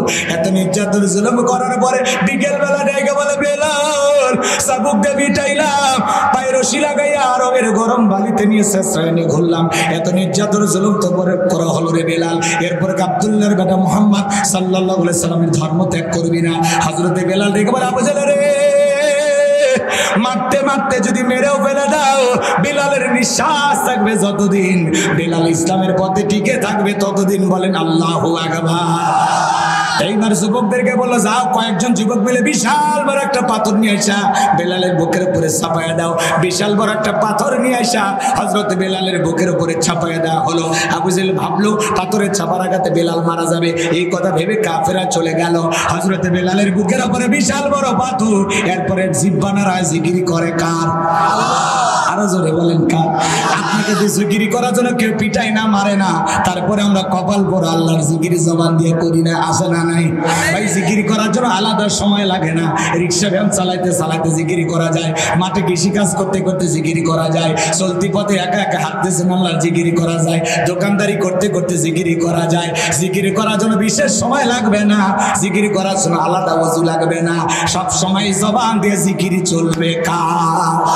হাদিস শরীফের ভিতরে আসছে যে জিহ্বাটা আল্লাহর জিকিরে সব সময় ভিজে থাকে, ওই জিহ্বাওয়ালা মানুষ কোনোদিন জাহান্নামীর আগুনে জ্বলবে না। বলেন সুবহানাল্লাহ। তাহলে সব সময় জবান দিয়ে জিকির হবে কার? আযকুরুনি আযকুরুকুম আশকুরুলি ওয়ালা তাকফুরুন। বান্দারে, তোমরা আমি আল্লাহকে স্মরণ করো, আমি আল্লাহ তোমাদেরকে স্মরণ করব। তাহলে এই জবান দিয়া সব সময় জিকির চালু থাকবে কার? হযরত বেলালের বুকের উপরে বিশাল বড় পাথর, চোখের কোনায় পানি। আমার ভাইরা জিহ্বা নাড়া তবু আল্লাহর জিকির করে, আল্লাহকে ডেকে বলেন, আল্লাহ, তুমি তো সেই আল্লাহ, ইব্রাহিমের জন্য যদি নমরুদের আগুনকে ফুলের বাগান বানায় দিতে পারো, ও আল্লাহ, তুমি কি পারো না? আমি বেলালের বুকের উপরে পাথর থাকার কারণে তোমার মতো মালিকের জিকির করতে বড় কষ্ট হয়। আল্লাহ, তুমি কি পারো না বেলালের বুকের পাথর চুলের মতো নরম বানায় দিতে? হযরতে বেলাল দোয়া করতে দেরি, আসমানের মালিক আল্লাহ দোয়া কবুল করতে দেরি করে নাই, বেলালের বুকের পাথরটাকে আমার আল্লাহ তুলার মতো নরম বানিয়ে দিয়েছেন। বলেন আল্লাহু আকবার। আশিকের রাসূল বেলাল, নবীর পাগল বেলাল। নবী যখন মক্কা নগরীতে পথ চলতো, একবার ডানে যাইতো, একবার বামে যাইতো। আমার নবী ডেকে বলে, বেলাল বুঝি না, একবার ডানে যাও, একবার বামে যাও, ব্যাপারটা কি? ডেকে বলে, নবী আপনি ইসলামের দাওয়াত দেন, কাফেরা হলো আপনার শত্রু, আপনাকে টার্গেট করে ওরা যদি ডান থেকে তীর নিক্ষেপ করে, ওই তীরটা যেন সর্বপ্রথম আমি বেলালের বুকের ভিতরে ঢোকে। আমার বাম দিকে যায়, মনে মনে ভাবি ওরা যদি বাম থেকে তীর নিক্ষেপ করে, ওই তীরটা যেন সর্বপ্রথম আমি বেলালের বুকের ভিতরে ঢোকে। আমি বেলাল মারা গেলে ইসলামের ক্ষতি হবে না, আপনি নবী মারা গেলে ইসলামের মাথা উঁচু করে সামনের দিকে দাঁড়াতে পারবে না। নিজের জীবনের বিনিময়ে বিশ্ব নবীকে আগলায় রাখতেন। বেলাল বলেন আল্লাহু আকবার। অনেক কথা আছে বাজান, একটু সংক্ষিপ্ত করা বলে দিয়ে যায়, তাছাড়া আলোচনাটা শেষ করা যাবে না। হযরত বেলালের উপর নির্যাতন জুলুমের কথা বিশ্ব নবীর কান পর্যন্ত যখন পৌঁছে গেল, আমার নবী তখন ডেগুলা অক্ষর রে, বেলালের নির্যাতন জুলুমের কথা আমার আর সহ্য হয় না, যাও যাও তুমি আমার বেলালের জন্য একটা কিছু করো। হযরত আবু বকর রাদিয়াল্লাহু আনহু কয়েক গুণ দাম বেশি দিয়া হযরত বেলালকে গোলামের জীবন থেকে আজাদ করলেন, মুক্ত করলেন। বলেন আল্লাহু আকবার। আবু বকর কেমন দামি মানুষ, ইসলামের জন্য 13টা দোকান বিক্রি করে দিয়েছিল। বলেন আল্লাহু আকবার। হযরত বেলালকে আজাদ করা হলো, মুক্ত করা হলো গোলামীর জীবন থেকে। এই যখন ইসলামের অবস্থা, একদিকে সন্তান হারানোর ব্যথা, অন্যদিকে কাফেরদের সমালোচনা, আবার সাহাবায়ে কেরামদের উপর নির্যাতন জুলুম। এই জন্য নবীজির মনটা খারাপ, মুখটা মলিন, চোখের কোনায় পানি। নবীর যখন মন খারাপ, নবীকে সান্ত্বনা দেওয়ার দায়িত্ব কার? আমার আল্লাহ ডেকে বলে, জিবরাইল রে, আমার বন্ধুর মা নাই, বাবা নাই, আমি ছাড়া আমার বন্ধুর আর কেউ নাই। জিবরাইল রে, আমার বন্ধুর মনটা হয়েছে ভারী, আমি আল্লাহ সইতে নাহি পারি। লাহু মাহফুজ থেকে সূরা কাউসার নিয়ে যায় আমার বন্ধুর উপরে নাজিল কর তাড়াতাড়ি। বলেন আল্লাহু আকবার। বিশ্ব নবী ডেকে বলে, আনাস আমার মনটা কেন খারাপ তোমরা জানো, কিন্তু আমার মুস্কি হাসি দেওয়ার কারণ হলো এই মাত্র আসমান থেকে জিবরাইল এসে আমার উপরে সূরা কাউসার নাজিল করলো। বলেন আল্লাহু আকবার। বিশ্ব নবী তখন সাহাবায়ে কেরামদের সামনে তেলাওয়াত করলেন, ইন্না আ'তাইনাকাল কাউসার ফাসাল্লি লিরাব্বিকা ওয়ানহার ইন্না শানিয়াকা হুয়াল আবতার। আল্লাহু আকবার। আল্লাহ রাব্বুল আলামিন জানাই দিলেন, খুব খেয়াল করে শুনেন। আল্লাহ বলেন, ইন্না আ'তাইনাকাল কাউসার। আল্লাহু আকবার। আমার আল্লাহ ডেকে বলে, নিশ্চয়ই আমি আল্লাহ পাক আপনাকে হাউজে কাউসার দান করেছি। ইন্না আ'তাইনাকাল কাউসার, অবশ্যই আমি আল্লাহ পাক আপনাকে হাউজে কাউসার দান করেছি, গিফট করেছি। দুনিয়ার অন্য কোন পয়গম্বরকে, অন্য কোন নবী রাসূলকে আল্লাহ পাক হাউজে কাউসার দান করে নাই। আপনার আমার নবীকে আল্লাহ পাক বন্ধুকে ভালোবেসে হাউজে কাউসার গিফট করেছেন, হাউজে কাউসার দান করেছেন। বলেন আল্লাহু আকবার। এই হাউজে কাউসারের পানি মধুর চাইতে মিষ্টি, দুধের মতো সাদা, পানির চাইতে ক্লিয়ার। ওই কঠিন কিয়ামতের ময়দানে যেদিন মানুষের জিহ্বা ঝুলে আসবে কুকুরের মতো নাভি পর্যন্ত, জমিন হবে তামার জমিন, সূর্যটা হাত মাথার উপরে চলে আসবে, মানুষের মগজগুলো টকবক করে বলে নাক মুখ কান দিয়ে বের হয়ে যাবে। সেদিন মা তার সন্তানের পরিচয় দেবে না, ভাই ভাইয়ের পরিচয় দিবে না, স্ত্রী স্বামীর পরিচয় দিবে না। ওই কঠিন কিয়ামতের ময়দানে আল্লাহর আরশের ছায়া ছাড়া আর কোনো ছায়া থাকবে না। ওই কঠিন কিয়ামতের বিচার দিবসের একদিন হবে 50,000 বছরের সমান। রসুল আকরাম সাল্লাল্লাহু আলাইহি সাল্লাম হাউজে কাউসারে পেয়ালা নিয়ে দাঁড়িয়ে থাকবেন। রসুলের হাতে এক পেয়ালা হাউজে কাউসারের পানি যে পান করবে, জান্নাতে ঢোকা পর্যন্ত তার আর তৃষ্ণা লাগবে না। বলুন সুবহানাল্লাহ। নবীজির হাতে হাউজে কাউসারের পেয়ালার পানি কারা কারা পান করতে চান, দুই হাত তুলে আল্লাহকে দেখা। আল্লাহ ঝিনাইদহের মুসলমানেরা রসুলের হাতে হাউজে কাউসারের পেয়ালার পানি পান করতে চায়। আল্লাহ গো আসমান থেকে তাকায় দেখো, আল্লাহ তোমার এই গোলামদের বাসনা তুমি পূরণ করে দিও। রসুলের হাতে এক পেয়ালা করে হাউজে কাউসারের পানি পান করার আমাদের সবাইকে আপনি সেই সৌভাগ্য দান করুন, সেই কাতারে আপনি আমাদের কবুল করুন। জোরে বলুন আমিন। আরো একবার বলেন আমিন, আরো একবার বলেন আমিন। আপনারা 3 বার বলছেন না? আল্লাহ যদি চায় ফেরেশতাদের আমিনের সাথে যদি মিলে যায়, কবুল হয়েও যেতে পারে। কথা বল ঠিক কি? কষ্ট হচ্ছে আপনাদের? আমার ভাইয়েরা গভীর মনোযোগ দিয়ে শুনবেন। হাউজে কাউসারের পেয়ালা নিয়ে রাসূল দাঁড়িয়ে থাকবেন। এ বাজার গো আমার, ভালো করে বোঝার চেষ্টা করবেন। দলে দলে হাজার হাজার মানুষ বিশ্ব নবীর কাছে যাবেন হাউজে কাউসারের পেয়ালা পানি পান করার জন্য। কিছু মানুষের চোখের সামনে আল্লাহ রাব্বুল আলামিন পর্দার আবরণ তৈরি করে দেবেন। আমার নবী তখন ডেকে বলবেন, আল্লাহ, আমার উম্মতের অনেক সংখ্যা দেখলাম, এখন কেন জানি সংখ্যাগুলো কমে গেল, বিষয়টা আমি বুঝতে পারলাম না। আমার আল্লাহ ডেকে বলেন, বন্ধু, আজকে তো সবাইকে আপনি হাউজে কাউসারে পানি পান করাইতে পারবেন না। দুনিয়ার জমিনে দুইটা অপরাধ করেছিল যারা, হাউজে কাউসারের পানি পান করতে পারবে না তারা কয়টা অপরাধ? আরো জোরে বলেন, কি কি সেই অপরাধ জানতে মনে চাই না। সেই অপরাধের আসামি আপনি আমি হতে পারি, কথা কোন ঠিক কি না? কি সেই দুইটি অপরাধ অবশ্যই আমি বলার চেষ্টা করব। আমার ভাইয়েরা, বিশ্ব নবীর হাতে হাউজে কাউসারের পানি যদি পান করতে পারেন, জান্নাতে ঢোকা পর্যন্ত আর তৃষ্ণা লাগবে না। আমার নবীজি হাউজে কাউসারের পেয়ালানে দাঁড়িয়ে থাকবেন। আমার ভাইয়েরা, হযরত আবু বকর সিদ্দিক রাদিয়াল্লাহু তাআলা পেয়ালাগুলো ভরায় দিবেন, মাঝখানে দাঁড়িয়ে থাকবেন হযরত ওমর।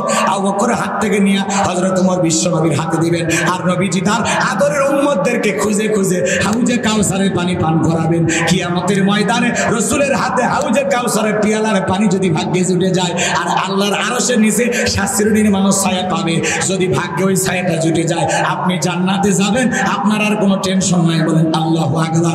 ওই এদিকে খেয়াল করেন, আল্লাহর আরশের ছায়ার নিচে 7 শ্রেণীর মানুষ ছায়া পাবে। ওইটা কিয়ামতের ময়দানে আল্লাহ রাব্বুল আলামিন একটা ভিআইপি গ্যালারি তৈরি করবেন। ওখান থেকে ঈমানদাররা বসে বসে ফাইনাল খেলা দেখবে হাসরের ময়দানে। বলেন আল্লাহু আকবার। এবার ভালো করে বোঝেন, হাউজে কাউসারের পেয়ালা পর্যন্ত পৌঁছাইতে গেলে আপনাকে যে একটু কষ্ট করা লাগবে। আমি এলাকায় আসার পরে একটা ছেলের হাতে কিছু চকলেট দিলাম, দিয়ে বললাম, বাবা রে, আমার এক বদা পানি নেই, আমি একটু উজু করবো। ওই ছেলেটা চকলেট পাইয়া বদনা নিয়ে মারছে দৌড়, আনন্দের ঠেলায় তারা হুড়ো থেকে পড়ে গেছে, মাঝখানে আচার খাইয়ে পড়ে গেছে, হাঁটু ছিলে গেছে। কথা বুঝেন নাই? লাল লাল টমেটো রস বের হয়েছে, এটা টমেটো রস না, রক্ত। কথা কয় না, কিন্তু চকলেট থাকার কারণে সে উঠে দাঁড়াইছে, বদনা ভরে পানি আমার সামনে হাজির। আমি তখন বললাম, বাবা, এই পানিটা আনতে গিয়ে তোমার কষ্ট হয়েছে, ওই যে মাঝপথে আচার খাইয়ে পড়ে গেছো, হাঁটুটা ছিলে গেছে, রক্ত বের হয়েছে, ব্যথাও মনে পাইছো। ওই চকলেট থাকার খুশির কারণে ওই ছেলেটা বলে, আমি এরকম কত পড়ে যাই, আমার কিছুই হয় না। কথা কয় না? ওই চকলেট থাকার খুশির কারণে ওই ছেলেটার যেমন তেমন কিছু মনে হয় না। কঠিন কিয়ামতের ময়দানে রাসূলের হাতে এক পেয়ালা হাউজে কাউসারের পানি পান করলে জান্নাতে ঢোকা পর্যন্ত তার তৃষ্ণা লাগবে না, আর কিয়ামতের কঠিন দিন তার কাছে কঠিন মনে হবে না। আমার আল্লাহ সহজ করে দেবেন। বলেন আল্লাহু আকবার। এবার হাউজে কাউসারের পেয়ালা পর্যন্ত পৌঁছাইতে গেলে আপনাকে যে একটু কষ্ট করা লাগবে। ঠান্ডা পানি দেব জুবানায়া যাই নামাজে দাঁড়িয়ে আল্লাহকে সিজদা দেওয়া লাগবে। আপনি হয়তো আলোচনা শুনে আজকেই মসজিদে গেছেন, যারা পুরাতন মুসল্লি আছে ওরা আপনাকে দেখে ঠাট্টা বিদ্রুপ করতে পারে। উত্তর পাড়া বাদশা আবার কোনদিন নামাজ ধরলো, দেখি তো তোর নামাজ কয়দিন থাকে, আছে না নাই? ও হলো মসজিদের দারোয়ান। কোন একটা মানুষ যদি মসজিদে নামাজে যায়, তাকে নিয়ে সমালোচনা করা যাবে না। নতুন নতুন মুসল্লি দেখতেছি, ভালোই তোমার মসজিদে আসতেছে।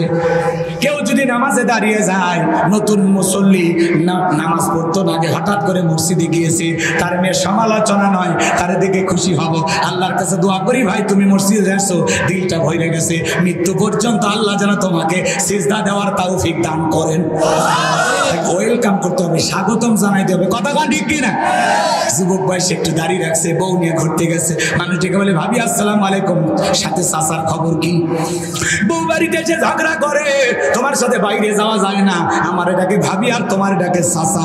যে বউ রাসূলের সুন্নত দাড়ি দেখে মেজাজ গরম করে, স্বামীর সাথে রাগারাগি করে, এই বউ কখনো স্বামীকে 100% ভালোবাসা দিতে পারবে না। রাসূলের সুন্নতি তোর ভালো লাগে না, তুই আমারে কি ভালোবাসবি? কতক্ষণ লাগে? এইবার চলেন বাজান, হাউজে কাউসারের পেয়ালা পর্যন্ত আপনারা সবাই পৌঁছাইতে চান, তাহলে এইবার দুইটা আঙ্গুল তুলে বলেন, হাউজে কাউসারের পেয়ালা পর্যন্ত পৌঁছাইতে গেলে কাজ করতে হবে দুইটি।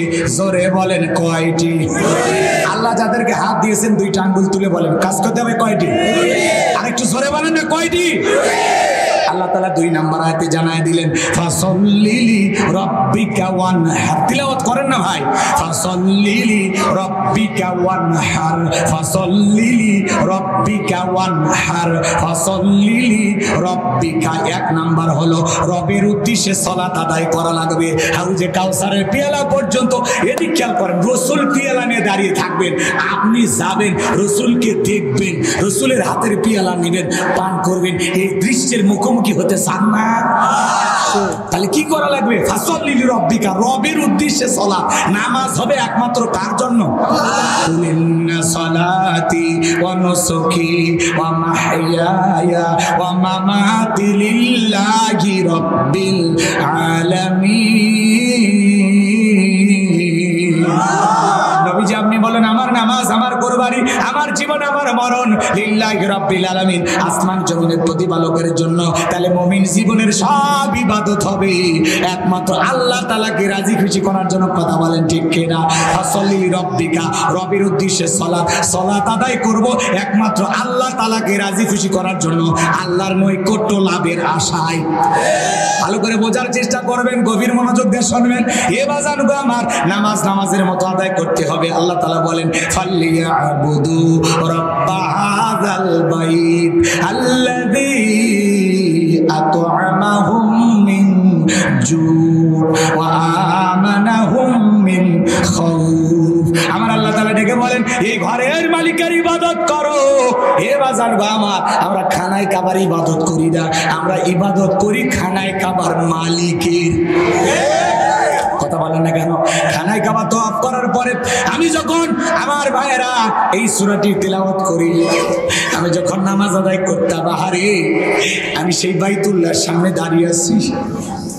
আমার ভাইয়েরাও গভীর মনোযোগ দিয়ে শুনবেন। আল্লাহ তাআলা ডেকে বলেন ফালিয়াবুদু রাব্বা হাযাল বাইত, এই ঘরের মালিকের ইবাদত করো। ইবাদত যদি ইবাদতের মতো করতে পারেন, নামাজ যদি নামাজের মতো আদায় করতে পারেন, আমার আল্লাহ তাআলা ডেকে বলেন যে বান্দা 5 ওয়াক্ত সালাতে মসজিদে এসে মাথা নত করে আমি আল্লাহকে সিজদা দিতে পারবে, রুকু করতে পারবে, তার নামাজ যদি নামাজের মতো হয়, ওই বান্দাকে আমি আল্লাহ 2টা জিনিস দেব। 1 নাম্বার, বান্দা রিজিকের টেনশন করা লাগবে না। যে বান্দা 5 ওয়াক্ত সালাতে কপালটা দিয়া আমি আল্লাহর কুদরতি কদমে সিজদা দিবে, ওই বান্দাকে আমি আল্লাহ না খাওয়ায় রাখবো না, আমি আল্লাহ তার রিজিকের ব্যবস্থা করে দেব। এই জন্য আমার আল্লাহ বলেন ওয়া মা মিন দাব্বাতিন ফিল আরদি ইল্লা আলাল্লাহি রিজকুহা। আমার আল্লাহ তাআলা ডেকে বলেন পৃথিবীতে এমন কোনো বিচরণশীল প্রাণী নাই যার রিজিকের ব্যবস্থা আমি আল্লাহ আসমান থেকে করি না। ওই আটলান্টিক মহাসমুদ্রে 33,000 ফিট গভীরতল পানি নিচে থাকা ছোট্ট একটা প্রাণী, তার রিজিকের ব্যবস্থাও আমি আল্লাহ আসমান থেকে করি। বলেন আল্লাহু আকবার। তাহলে 1 নাম্বার রিজিকের ব্যবস্থা করবেন কে? রিজিক নিয়ে তোমাদের পেরেশানি টেনশন যত, কথা বলেন রিজিক নিয়ে যত পেরেশানি টেনশন, কিন্তু নামাজ যদি নামাজের মতো আদায় করতে পারেন, আল্লাহ কোন দিক দিয়ে তার বান্দা রিজিকের ব্যবস্থা করবে ওটা আল্লাহই ভালো জানে। কথা বলেন ঠিক কি না? 2 নাম্বার আল্লাহ ডেকে বলেন বান্দা কোনো ভয় থাকবে না, আমি আল্লাহ নিরাপত্তা দেব। ভয় আছে না নাই? আপনি বিকাশের দোকানদার, ঝিনাইদহ থেকে 2 লাখ টাকা নিয়ে পুটিমারিতে আসবেন, মনে মনে ভাবতেছেন আল্লাহ এই 2 লাখ টাকা নিয়ে রাতের 2টার দিকে পুটিমারিতে যাইতে পারবো নাকি পথের মধ্যে 100 টাকা ছিনতাইকারী কবলে পড়ে টাকা যান 2টাই হারাবো। আপনার আমার ভয় আছে না নাই? আরো জোরে বলেন আছে না নাই? কিন্তু 5 ওয়াক্ত সালাতে সবাই যখন মাথা নত করে আল্লাহকে সিজদা দেবে, চোর খুঁজে পাওয়া যাবে না। যে মানুষ মাথা নত করে আল্লাহকে সিজদা দেবে তারা চোর হতে পারে না। কথা বলে না? এরপর আল্লাহ বলে জীবনের কোন সকল নিরাপত্তা আমি আল্লাহ দেব। আপনার আমার ভয় আছে না নাই? মেয়েটা কলেজে গেল, একা একা ফিরবে নাকি জামাইয়ের সাথে নিয়ে ফিরবে? ভয় আছে না নাই? কথা বলে না কেন? রাগ করেছেন? কষ্ট হচ্ছে আপনাদের? ভয় নাই? মেয়েটা একা একা স্কুলে গেল, ভালোভাবে ফিরবে নাকি কারো লালসার শিকার হবে? ভয় আছে না নাই?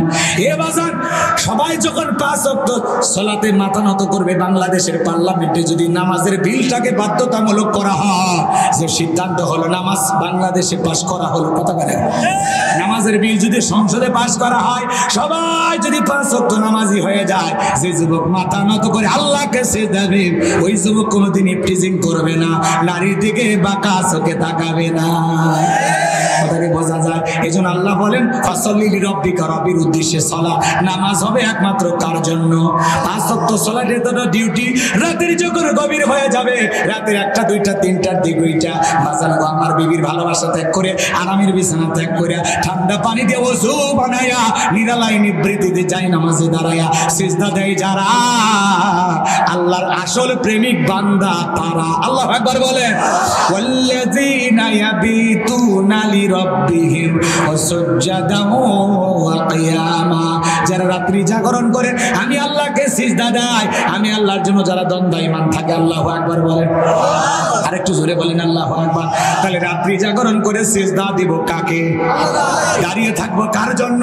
রাত্রি জাগরণ করে যারা আল্লাহকে সিজদা দেয়, আল্লাহর জন্য দাঁড়িয়ে থাকে। বাজান গো আমার, রাতের 1টা 2টা 3টার দিকে ওইটা যারা তাহাজ্জুদের সালাত আদায় করে, এদের জীবনে কোনো পেরেশানি নাই, এদের জীবনে সফলতা। এরা আল্লাহর কাছে যা চায় আল্লাহ তাদেরকে তাই দেয়। সিজদার মাধ্যমে মালিকের সাথে গভীর সম্পর্ক যদি পয়দা করতে পারি, গভীর রাতে ইবাদতের মাধ্যমে আল্লাহর সাথে যদি প্রেম করতে পারি, তাদের জীবনে কোনো ব্যর্থতা নাই, সফলতা। কথা কোন ঠিক কিনা?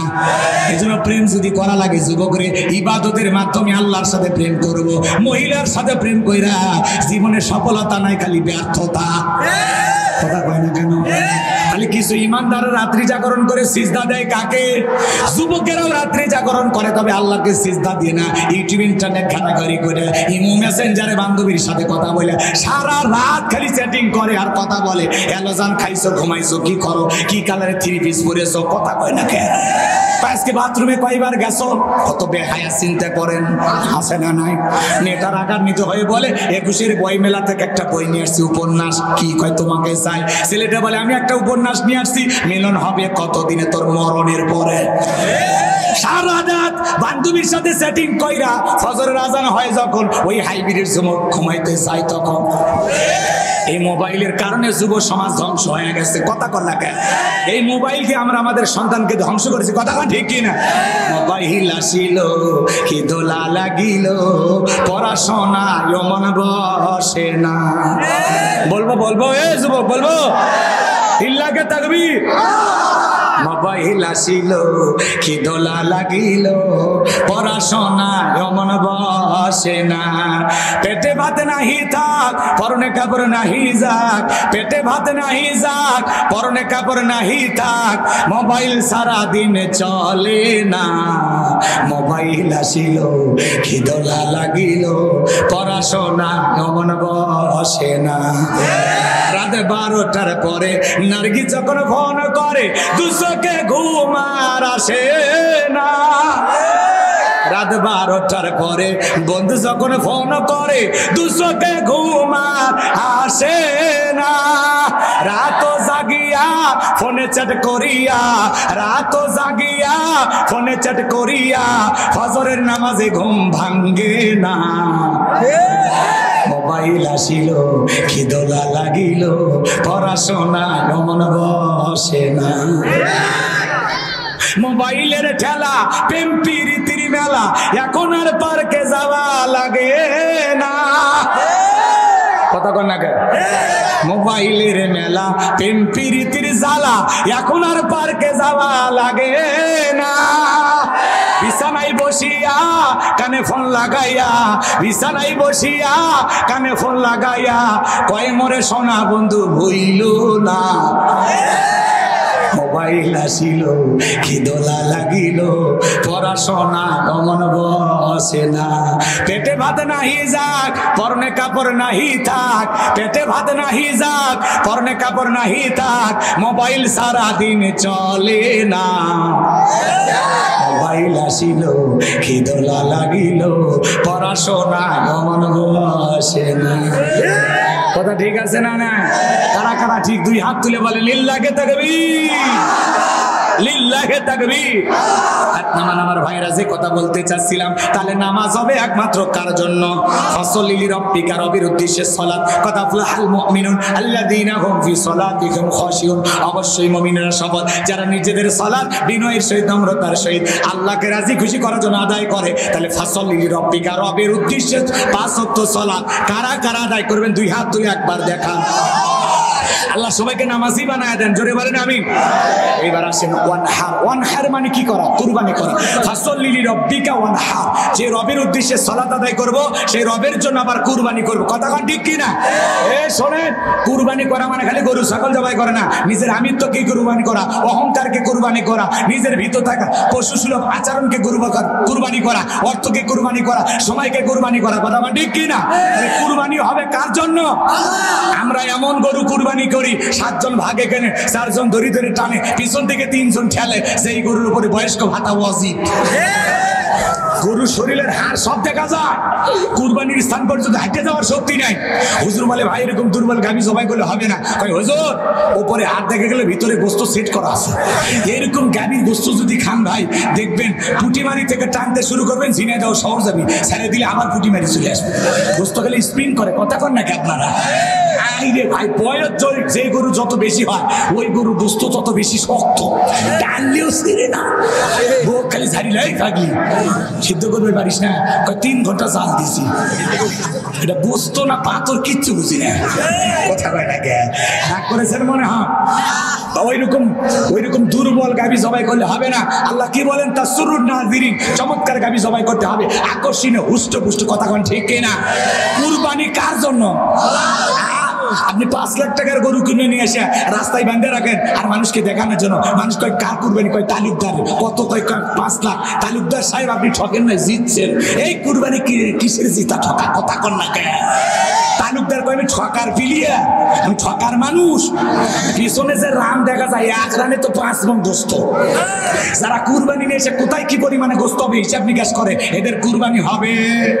এ জোরে বলেন হবে। কুরবানি দিতে গেলে 3টা জিনিস খেয়াল রাখবেন। এদিক শোনেন, এত কথা বলার সময় নাই। 1 নাম্বার, নিয়ত সহি হওয়া লাগবে যে আমি কুরবানি দিতেছি একমাত্র আল্লাহকে রাজি খুশি করার জন্য। 2 নাম্বার, অবশ্যই আপনার ইনকামটা হালাল হওয়া লাগবে, শুড বি হালাল। আপনার অবশ্যই বৈধ ইনকাম হওয়া লাগবে। কথা কোন ঠিক কিনা? আপনার ইনকাম অবৈধ হলে হবে না, টাকাটা হালাল হতে হবে। কথা কোন ঠিক কিনা? মুসলমান হালাল ইনকাম করবে, হালাল রোজগার করবে, হালালের ভিতরে কম হইলেও বরকত দিবেন কি? আরো চিল্লায় বলেন কে? তাহলে 2 নাম্বার, টাকাটা হালাল হওয়া লাগবে। 3 নাম্বার, নামাজি হয়ে তারপরে কুরবানি দিতে হবে। কথা কয় না কে? আগে নামাজ পড়, ফাসল্লি লিরাব্বিকা ওয়ানহার, আগে নামাজ পড়ো তারপরে কুরবানি করো। কথা কয় না? তুমি নামাজি হয়ে কুরবানি দাও, 2-3 লাখ টাকার গরু কুরবানি দেয়, সকালবেলা ফজরও পড়ে না, 9টার দিকে উঠে খালি বিরাস ঠেলতেছে, গোসল টোসল করিয়া এখানে পাঞ্জাবি লাগা গরু ধরে ধরে বসে আছে। কেরে মফিস, নামাজ পড়ছিল? কথা বল না। তোর ঈদের নামাজ নাই, তোর ফজরের নামাজ নাই, কুরবানি ধরে ধরে বসে আসো, তোর কুরবানি কবুল হবে না। এটা লোক দেখানো কুরবানি। কথা কোন ঠিক কি না? আবার অনেকে কুরবানি দেওয়ার পরে গরুর গোস্ত মাপে। কথা কয় না। কয়েকজন মিলে ভাগে কুরবানি দিয়ে ওটা আবার কি করে, ডিজিটাল মিটারে মাপার পরে মনের ভিতরে শয়তান এসে গেলে ধোকা দেয়। মাপলুই যখন তো কেজি প্রতি কত বলে ভাগ করে দেয়। কথা কয় না ভাই? এই শোনেন, কুরবানির গোস্ত দিয়ে তো মাপছি, মাপার পরে আবার ডিজিটাল মিটারে ওজন করে আবার বলে আমরা তো কুরবানি আল্লাহর জন্য দিছি, আমাদের মনে শয়তানি নেই।